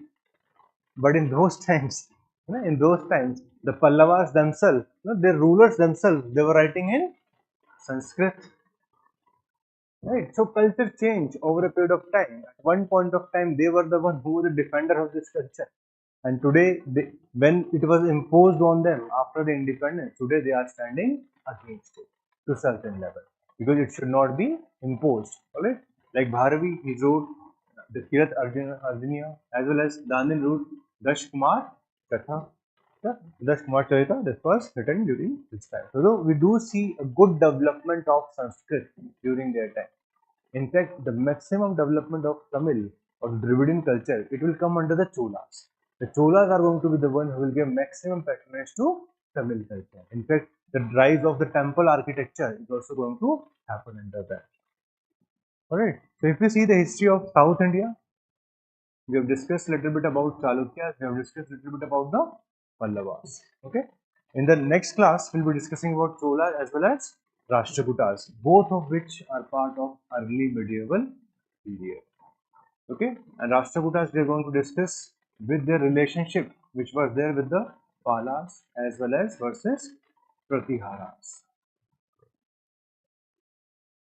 Okay, so that's the relationship which we are going to discuss later on. Okay, now we're left with one very important topic, and that is what is known as the Bhakti movement. Yes.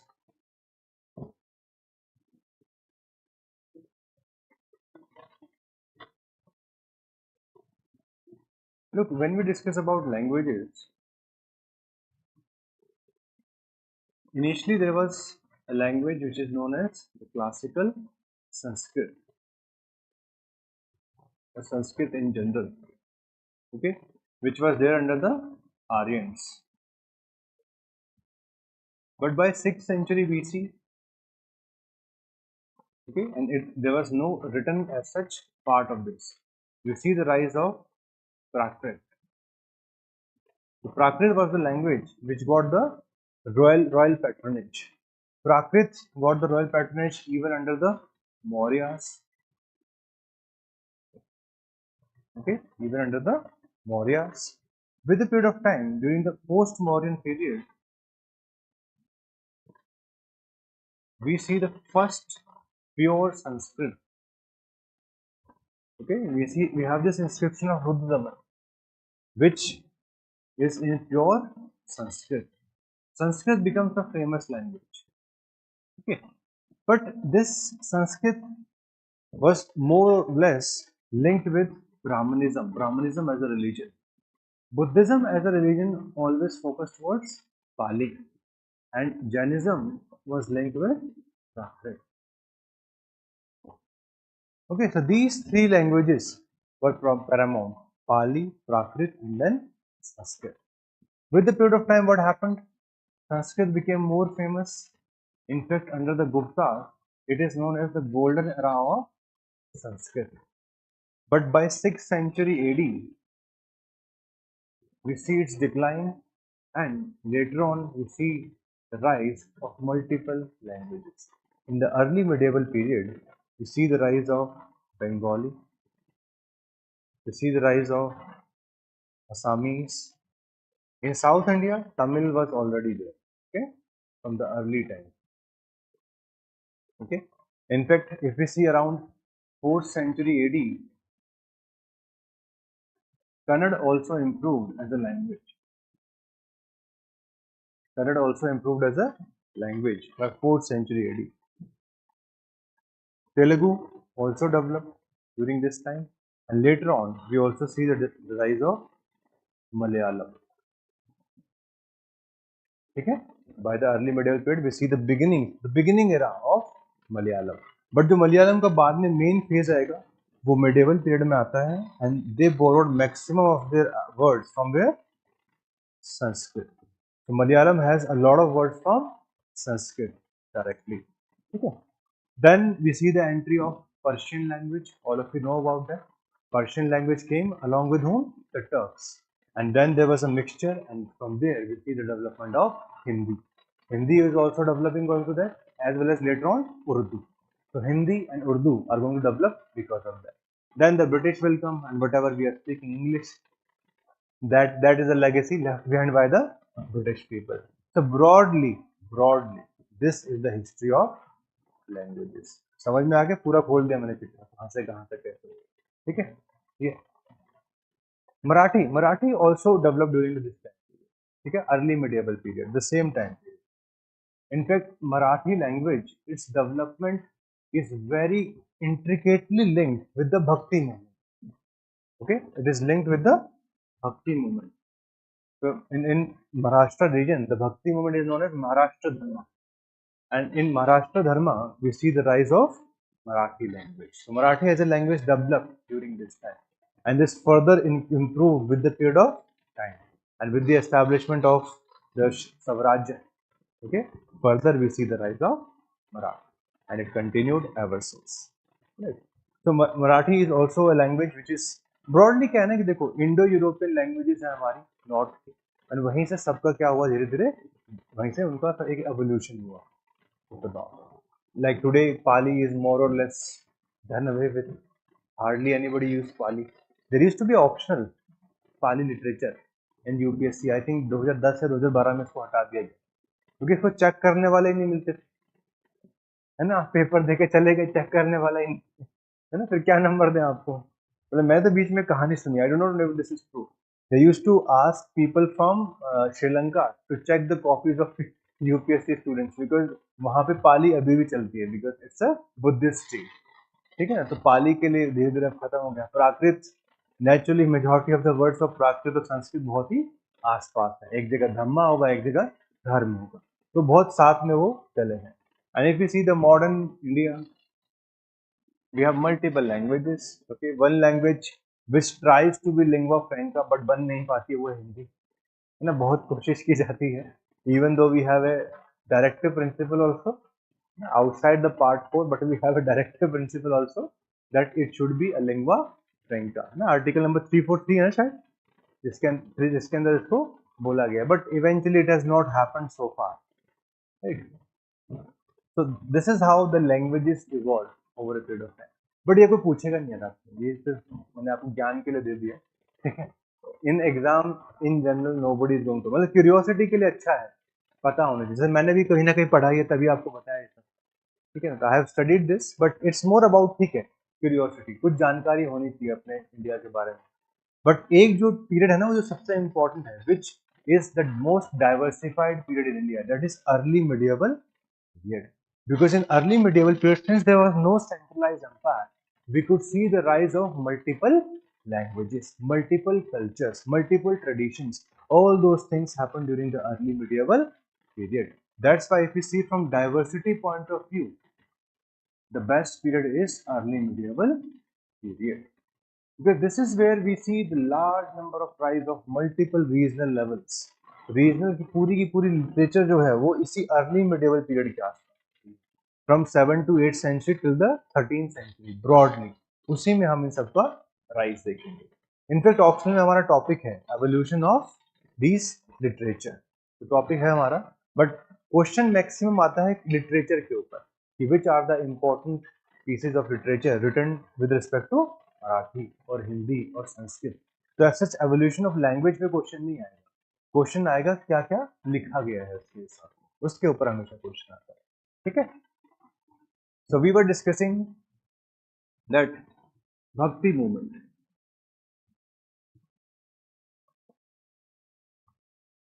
Okay, we were discussing the Bhakti movement. The Bhakti movement, the idea of Bhakti can be seen even in Upanishad, but only idea. Okay, not a movement. The idea of Bhakti can be seen even in the Upanishad. And why do we see the rise of this Bhakti movement? Try to understand this. Religion had become a monopoly of Brahmana. You cannot have a conversation with God without going to Brahman. तो कुछ लोगों को लगा यार ये क्या बात है ना for everything we have to go through Brahmanas and they created this monopoly over religious literature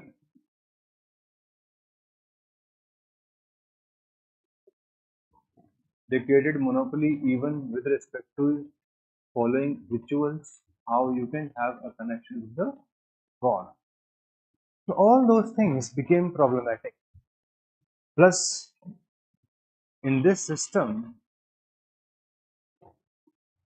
the condition of the lower varna was deplorable right They were not treated in a humane manner. They were not allowed to have any access to the god. In fact, the untouchables, they were not allowed even to enter the temples. So there was a lot of religious aspiration which was not being catered to. And whenever somebody is not going to pay attention to them, new things are going to rise. The religious aspirations, they were not getting catered in the Brahminical system which was there. Plus, along with that,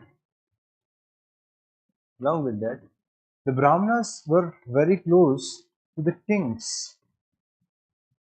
So their monopoly was getting continued as a result of that. To break this path, we see the rise of Bhakti movement. The word Bhakti means devotion. So they said we do not need any intermediary in between. If we just have this devotion or surrender towards the God, then naturally we can be with them. The two major trends which will rise from this is Alvar and Nyanas. Okay, the Alavars were followers of Vishnu, and Nyanas were followers of Shiva. One more section of society which was facing challenge because of the domination of Brahmanas, those were women. Those were women. Women were not allowed to be part of multiple temples. Okay, women were not allowed to read these religious scriptures like the Vedas were not allowed to women. That's why they were also having this religious aspiration to be close to God, but there was no other way. That's why in South India we see the rise of this Bhakti movement. Okay, the Alvars, they became the followers of Vishnu, and many works were composed with respect to that. Okay, and the most famous is Nalriya Divya Prabandham, or only Prabandham. With respect to Nayanas, which considered Shiva as the most famous god, or the god, the true god, they composed Devara. These two became the original two sects which got linked to devotion. What was the beauty of this Bhakti movement? This Bhakti movement allowed everyone, okay, people from Brahmanas, people from Kshatriya, Vaishya, Shudra, even untouchables, even women. Everybody was represented in this Bhakti movement. Number one. Number two, they did not focus on rituals. The focus was only on one thing, that you should surrender to the God. You should take the name of the God with due respect. So that's why devotion became very, very important. And number three, these Alvars and Nayanas eventually got the support of even the kings. Like Pallavas and Cholas, they became followers of Shiva. Okay? And so, depending upon that. Now, devotion did not remain limited to only one region. The first area where it spread, naturally, it was Tamil Nadu. From Tamil Nadu, it went towards Karnataka. It came towards Deccan, in the Karnataka region. Okay? And here we see the rise of Basavana and the Veer Shiva tradition emerged in this region. Then it went towards Maharashtra. In Maharashtra, we see the rise of two traditions, Varkari and Sarkari tradition. Varkari tradition, they were followers of Vishnu. Sarkari tradition, they were the followers of Ram. So the tradition came to Maharashtra. From Maharashtra, it went towards Gujarat. Okay, so from here we see the rise of bhakti and it going to different parts of India. In fact, the bhakti rises around 7 to 8 century in the south, specifically in the Hindi heartland. It came because of the work of a saint by the name of Ramananda. Ramananda lived in south for some time period, then he came to north, and he had these famous disciples like Kabir, and they were the one who carried forward the idea of bhakti even further. So bhakti became a very strong kind of a religious denomination in the different parts of India. In fact, in North, it could not rise during the early times because during the early medieval period in North India, there was an alliance between the Rajput and the Brahmin, and they did not allow the rise of the Bhakti movement. But once the Rajput were defeated in the 12th century, and by the 13th century they were completely subjugated, we do see the space for the rise of Bhakti. And by the 15th century, we see the rise of Bhakti movement in North India. And 15th and 16th century are often linked as intellectual awakening. They are linked as the age of intellectual awakening in North India. Because we see people like Kabir, Guru Nanak Ji, all of them, they were teaching in India at this point of time. Okay, Dadu Dayal later on. So all of this was the age of intellectual awakening. The Bhakti movement becomes a very, very important topic for your prelims also, for your optional also. Bhakti movement is a very important topic. They have asked multiple types of questions.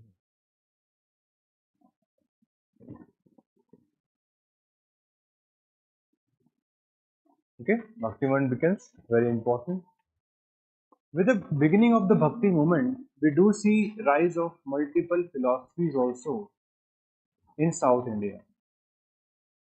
Like one of the philosophy which became very famous, it was of Shankaracharya.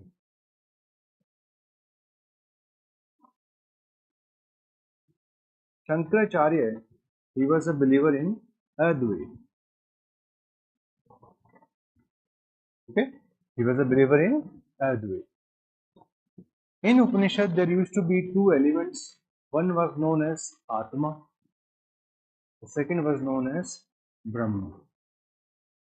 In Upanishad, they were defined as Atma was the ultimate reality within the self, which we often link with the soul. Brahman is the ultimate reality in the universe. When Shankaracharya came to the scene, he said there is only one reality, and that reality is Brahman. There is no other reality. And we talk about Atma because of ignorance, because of Maya. जो हमारे आसपास में वो सब क्या है, illusion है, वो क्या है, Maya. And you need knowledge. As per Shankaracharya, there was a requirement of knowledge to get salvation, and with real knowledge only you can identify Brahman. This was the idea put forward by Shankaracharya. और इस philosophy को हम क्या बोलते हैं, Advait. Why Advait? Because the reality is only one, and that is Brahman. He discussed that there is no concept of Atma itself. Okay? The second, it came from Ramanuja. Okay, Ramanuja changed this philosophy a little, and Vishishta Advait to this idea. In this, he said it was not knowledge, it was devotion. Okay, it was devotion which was required to become or to have salvation. Plus, he said Atma has its roots in Brahma. Atma has its root in Brahma. Even though Atma is not a separate entity, but it takes its form from who? Brahma. And he gives this example that rose, okay? So he gives this example that rose and redness, they are like Atma and Brahma. If rose is the Brahma, Atma is redness. That's the most famous example given by him. Okay? That redness is like Atma and rose is the Brahman. So that is what is known as Vishishta Advait. Okay? The qualified non-dualism. That's the idea given by Ramanuja. So these two are the most famous person with respect to the philosophies which were given in South India. Right? The two most famous one. In fact, on Ramanuja, we do find a question in prelims also. Last year in our mains, in our optional, they asked about the contribution of Shankaracharya and the contribution of Ramanujacharya. Because in general, they are known as the famous Acharyas. Okay, the famous acharyas. All right, that's what we see here. All right, what's the time? 4:45. No? Take care. Let me just introduce one more topic and rest will continue with it. ठीक है, छोटा सा topic और introduce करना. This is the history of south India. If we see broadly, we started with the megalithic, then we went towards Sangam, and then we went towards the rise of Pallavas. ठीक है, वही डेक्कन की अगर हम हिस्ट्री देखें, the history of Deccan, it begins with the Satavahanas, then we have the Chalukyas, and the next one are going to be Rashtrakutas. ठीक है, and one cultural movement which is very very important, that is the movement of the whole of Bhakti. Okay, that's what we need to remember. Now, there's one concept which is known as feudalism. Okay, or what is known in Hindi as Samantwad. Okay, the Samanta system. So, this concept of feudalism, this has been applied to Indian history by Marxist historians. Marxist historians like D.D. Kosambi, R.S. Sharma, B.N.S. Yadava, these are the Marxist historians who have given multiple theories to apply this model. The concept of feudalism emerges from Europe. Okay, कहाँ से emerge होता है? Europe से होता है. The Western ideas were applied on Indian history by which category of historians? Marxist historians. Right? What are the features which are put forward to classify India as a feudalistic society at this point of time? So first of all, they say that India was having decentralized governance. Okay, we see small kingdoms in different parts of India, and in general, there were decentralized level of governance. Number two, after this decentralized governance, the second feature is that the economy became land-based. We see decline of trade and commerce. We see decline of monetization of economy, and the economy became land-based. Land-based economy means the importance of agriculture increased very high. And why did we have a land-based economy? Because of the system of land grants. The system of land grants was responsible for that.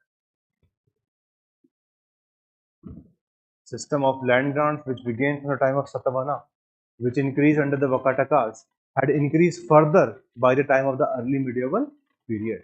So we do see a land-based economy during this time.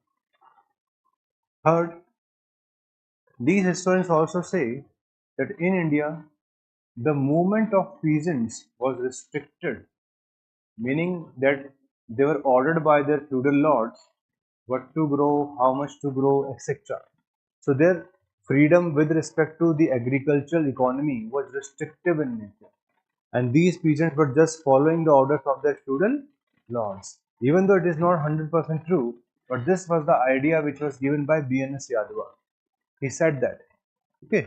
And finally, whenever we use the word feudalism, feudalism is often linked with the order in society, the order in religion. Why in society? Because the kind of social evils increased. Okay, the social evils increased, like more practice of sati was there at this point of time. Child marriage increased, further system further increased. If we talk about religion, here also we see those kinds of religion became more famous which were ritual oriented, like tantrism. तो तांत्रिक जो religion था वो सबसे ज्यादा famous कब होता है? Early medieval period. देखो तांत्रिक विद्या अलग ही है. तांत्रिक विद्या से कब तक भगवान की पूजा करोगे? खुद भगवान नहीं बनना है कभी. ठीक है. So they give you a set of formula that if you follow this formula and eventually perform these rituals, then you can become a god yourself. And once you become your god yourself, then you don't have to bow in front of anyone else. So this is the Tantric Vidya. These kinds of religion became very famous during the early medieval period, which probably were not having positive philosophies. The philosophies were more about gaining more and more resources under their control. That's why such religions, which were ritual based, they became famous in northern part and eastern part of India. So this is what is linked with what is known as feudalism. Okay, and in India, the concept of feudalism is often linked with land grants. The land grants were given by the central authority, and with the period of time, it led to decentralized level of governance, land-based economy, decline of trade and commerce, decline of monetization. Monetization of economy means less coins were issued by the central authority. Monetization का मतलब यही होता है, ठीक है? Less coins were issued. Then peasants, their movement was restricted. They had to follow the orders of their feudal lords. And finally, the society and the religion, they also had certain kind of feudal character. A society which was marred by domination of men, which was having large number of social evils. Religions, which were largely linked with rituals, were increasing at this point of time. So that's why the feudalistic model was applied by these Marxist historians. But this model has certain limitations. This model has certain limitations. And what are those limitations? Let us try to understand. Okay, like number one, Indian feudalism and European feudalism is not same. In Europe, there used to be a system of manor where there used to be big forts of the feudal lords, and all the peasants used to stay within that. Okay, and these peasants in Europe who were having no freedom, they were known as serfs. But in case of India, the peasants were having lots of freedom. In fact, in case of India, we have found very less evidence of peasants being tied to these feudal lords. In general, they were working in their autonomous capacity. So that's the point number one. That's why applying this European model is not that easy. Number two, in Europe, this feudal system began as per the authority of king. The king himself gave the powers to them. But in case of India, the feudal system began because of the system of land grants. It was not a straightforward system as that it was in the European region. Third, Indian agriculture was very vibrant. In Europe, the feudal system began because they wanted to improve their agriculture. They wanted these feudal lords to control the serf to increase the production.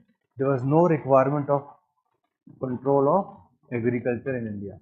In Europe, there used to be only one crop in general. But in India, we have seen two crops since eternal. तो हमारे यहाँ पे हमेशा जो प्रोडक्टर हैं, ठीक है, जो रिसोर्सेज वो हमेशा से क्या रहे हैं, ज़्यादा रहे हैं. So the requirement was also not there. We do find some level of monetization of economy, even though they are not comparable to the Gupta period.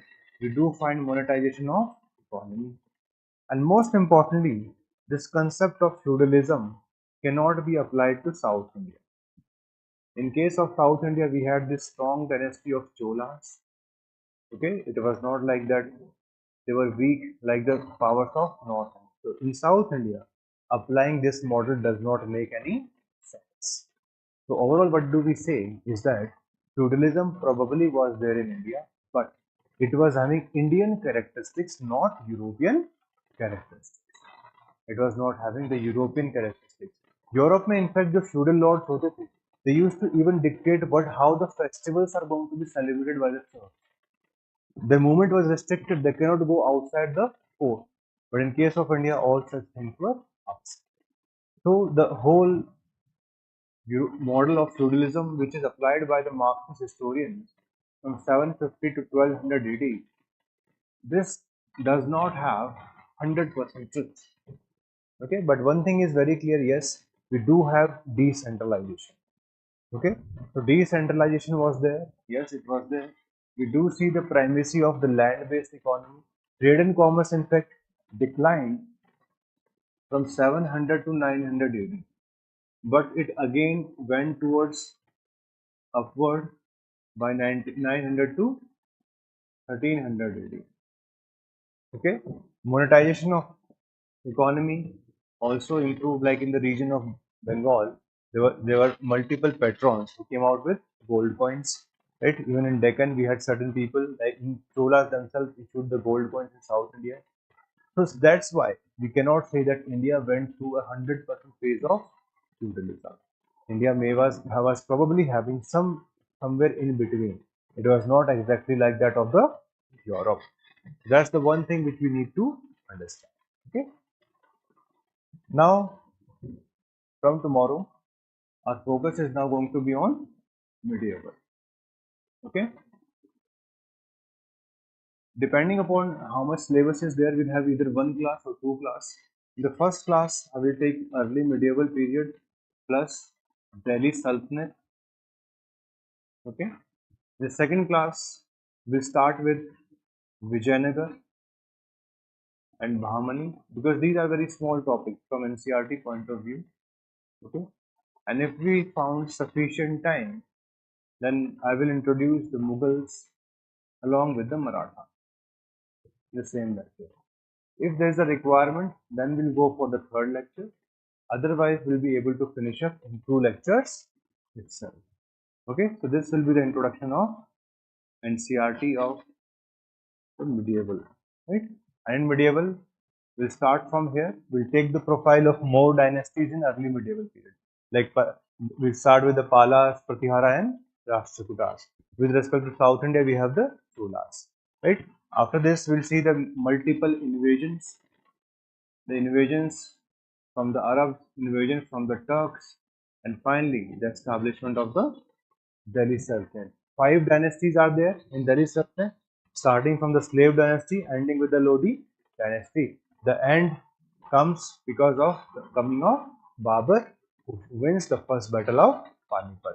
When the Delhi Sultanate was declining, we also see the rise of two major dynasties.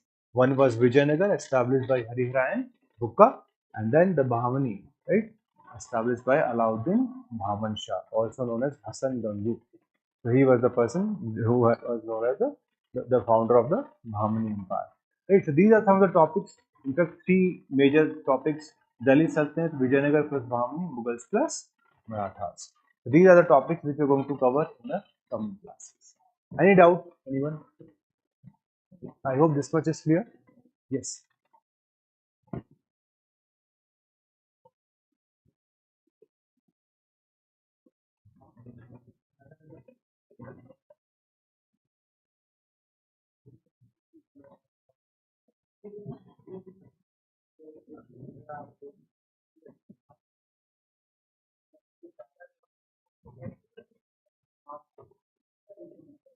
देखो caste system evolve हुआ है over a period of time, ठीक है? And when we talk about caste system,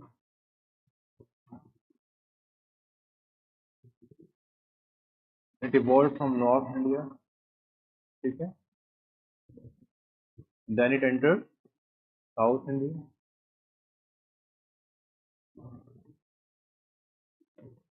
What we often see is that the impact of Bhakti movement became very strong in North India. The impact, the outcome.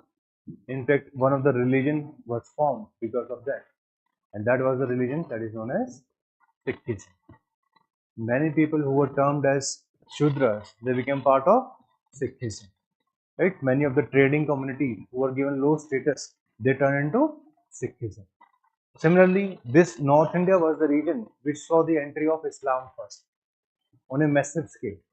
So the religious competition was more in North India, and whenever there is more religious competition, reforms are also more. In case of South India, we have seen a monopoly of Hinduism, and that's why the caste system has become more rigid over a period of time. But in North India, it has become relatively less.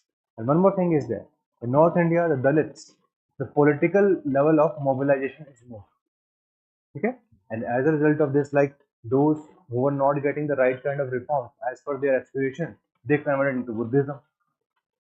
There has been a phase where in North India, caste system has been challenged more in comparison to South India. And there has always been a pathway also that if the change is not there, you can convert to the other religion. So that's why in North it has become relatively more liberal. In fact, it's not like that. In South India, it is like completely rigid. But we see that the level of rigidity is more in general. But the reforms with respect to caste system can be now be seen in every part of India. Right? In fact, if you see the books of Tamil Nadu, you'll see the untouchability. This thing starts with that. Yes, all those things are there, right? So in South India, generally we have seen the worst form of manifestation of untouchability. In fact, what happened actually, there's one more reason for that.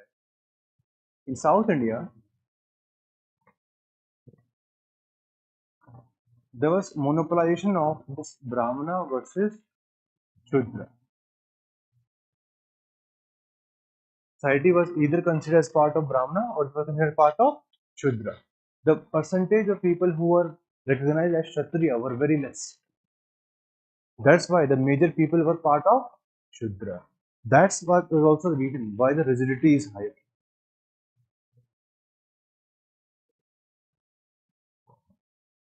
Because there is more monopoly of Brahmanas in southern part. But in north, that is not. North it is not there. In fact, there are many communities, like if you go to the region of Haryana, okay, so the communities are there where you will not find Brahmins in a very high status. Like if you see among the community of Jats, you will not find that they actively seek the guidance of Brahman for connecting with the God. So lots of communities are there in North India, agricultural communities, Yadavas. So they do not consider themselves any less of than anyone else. Right? So that's why in North we do have this strong community. Or if you go towards Maharashtra, the Marathis, they consider themselves as one. So that's why the rigidity is relatively less. So it is also region specific. When we say north and south, it's not that fluid, it's not that compartmentalized. In North India also there are specific pockets where you will find that Shudra are given the worst level of treatment, or the worst level of circumstances are made for them. Like in some parts of UP, we have seen such kind of treatment. So it's not very fluid. It's not very fluid like that कि भाई हम easily आप अलग अलग कर सकते हैं, है ना? हर एरिया में कुछ ना कुछ लेवल की रिजिडिटी है. बट अगर हम नॉर्थ और साउथ में ब्रॉड डिफरेंस करें तो इम्पैक्ट ऑफ भक्ति movement, Sikhism, Buddhism, all of this have been responsible, but there is always an alternative to go. But in case of South India, that was relatively on the lesser side. And since Aryanization happened late, in that process of Aryanization, more people were put into the Shudra caste or the Shudra Varna than the others. That's why the percentage is also higher in that region. Like if you see for Tamil Nadu, the quota, the reservation quota is already more than 60%. I think 69%, right? Around more than 65% it is there. Why? Because of the specific condition of the nature. Because in that region, the backward castes are more in comparison to the forward caste. Same, the Brahmanas are less, more are Shudra, the backward. ये इसी वजह से हुआ है. तो history में मतलब ऐसे बहुत सारे इवेंट्स हुए हैं जिसने उस चीज को आउटकम की बेसिस पे आया. ठीक है, तो that's it for today. I hope you learned a lot, है ना? एंशिएंट में कुछ एक लेवल की क्लैरिटी बनी, timeline is clear, north as well as south. Similarly at least you know about the founders of these dynasty and you know little bit about कि हाँ कौन कौन सा टॉपिक हमें सिलेबस में पढ़ने हैं। सिलेबस के हिसाब से बस थोड़ा सा समझा दूं कि एक टॉपिक जो सबसे ज्यादा इंपॉर्टेंट रहता है for exam, that is sources. UPSC often ask question on sources, ठीक है। Second, Indus valley civilisation is a very very important topic. Debates with respect to its origin, its decline, they are also important. Okay. Number 3, Vedic period. Okay. Vedic period is also there, which is an important one from where questions are going to come. Buddhism and Jainism, they are important. One question can come from there. Maurya, specifically they ask question in Maurya about the level of centralization, decentralization. From South India, UPSC has been asking questions regularly on Sangam age. Okay. From there we are expect one question. One question came either from Pallavas, and once we'll read Cholas, you'll understand. एक question architecture से आता है, like temple architecture. We have not discussed much about temple architecture, the Nagara style, the Dravidian style, and the mixture, the Vesra style. We have not discussed much about that. So if we do these areas in a very significant manner, in a very detailed manner, then our topic of ancient India,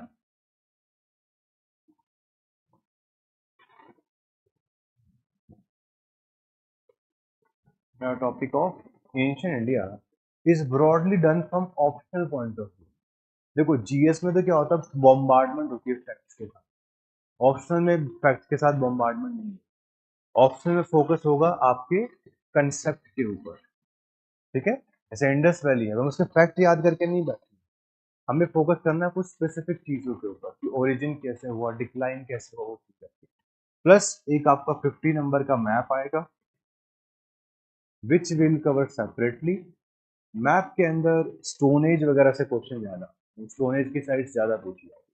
कम से कम 5-6 side stone age की रहती है, 2-3 side Harappa की, एक आधी side वैदिक period की रहती है, एक दो पोर्ट पूछ लिए जाते हैं, कुछ एजुकेशन सेंटर पूछ लिए जाते हैं, केव्स पूछ ली जाती हैं, आर्किटेक्चर से क्वेश्चन आ जाता है, संगम एज से कभी कभार पूछ लिया जाता है. तो all these are the aspects which are with respect to ancient India. सबका सब हम क्लास में कवर करेंगे, आप लोगों को नोट्स भी देंगे, ठीक है. So all the online students, we're going to give you notes, plus there will be dictation also, and we have earmarked around 28 to 30 lectures depending upon the requirement. There will be minimum 28, maximum 30 lectures in which we will be covering the whole of ancient India. Okay, there will be 28 to 30 lectures because there are lots of areas where we have to put a lot of emphasis, like Indus Valley civilization. It will take at least 3 lectures. Vedic period takes 2 lectures. Buddhism and Jainism at least 1 full lecture. Maurya takes 2 lectures at least. Sangam age 1 lecture. Pallava Cholas 1 lecture. Architecture at least 2. Okay, and there will be some like sources. It take at least 4 lectures. So like this, we'll be covering the whole part, and the whole syllabus can be divided roughly into 28 to 30 lectures. And we will have notes as well as dictation on the important aspects, and that will take care of it. Okay, the PYQs of last 45 years. Okay, last 45 years will be able to cover easily because we are living in 2025. The optional paper began from 1979. तो already अब हो चुके हैं इसको 45 साल के आसपास. तो सारे के सारे PYQ हम क्लास में कवर कर लेंगे, वो कोई इतना बड़ा चैलेंज हमारे लिए है नहीं, ठीक है. इनफैक्ट हमारी अप्रोच यही होती है, we give you booklet of the PYQ, we teach a topic, then we ask you कि भाई देखिए क्वेश्चन देखिए, फिर आप आंसर लिखेंगे. आपके आंसर्स को हम देखेंगे किस तरीके के आप आंसर्स मेंशन कर रहे हैं, समझ आपको आ रही है, इंट्रोडक्शन, स्ट्रक्चर, कंक्लूजन, मैप कैसे इंटीग्रेट कर सकते हो आंसर राइटिंग वगैरह के अंदर. तो वो सारी चीज़ें टाइम कंज्यूमिंग होती है, इसीलिए हम 30 लेक्चर्स के आसपास अप्रॉक्स लेके चल रहे हैं कि भाई इसमें हम आपका पूरा एंशिएंट इंडिया कवर करेंगे. And we specifically aware of this that एक बार एंशिएंट इंडिया ऑप्शन के लेवल पे होगा तो जीएस तो भाई के सामने फिर बचता ही है, ठीक है, वो उसके सामने बहुत आसान है. तो आपके प्रीलिम्स में भी इजीली मार्क्स बढ़ेंगे इसकी वजह से, ठीक है. Even in prelims, you will see increase of marks because of your optional. Even in GS, sometimes question come from art and architecture. तो architecture वाला part easily यहाँ से हो जाएगा. संगम एज वगैरह वाले पे भी कभी कभी क्वेश्चन आता है। अभी रिसेंटली एक सोसाइटी में क्वेश्चन आया था कि how are social institutions of India can be trace back to Vedic period, कि वहां से कैसे उसको ट्रेस बैक कर सकते हो। ऐसे ऐसे जो एनालिटिकल क्वेश्चंस आते हैं आपके जीएस में, वो भी आपके ऑप्शन से डायरेक्टली आएंगे। In fact the trend is from last 2 years all the 6 questions of GS paper 1 are directly from optional। पिछले 2 साल का ये ट्रेंड है, सारे के सारे क्वेश्चन ऑप्शनल के पीवाईक्यू से दे रहा है यूपीएससी। तो अगर हम ये वाले पीवाईक्यू कर ही लेंगे तो हमें वहां दिक्कत हल्की सी भी नहीं है। ठीक है, so that's it for today and then we'll carry on, right? आज को टेक्निकल चलो 2 लेक्चर भी मेरे ख्याल से काफी रहेंगे। ठीक है, तो डिपेंड अपॉन दैट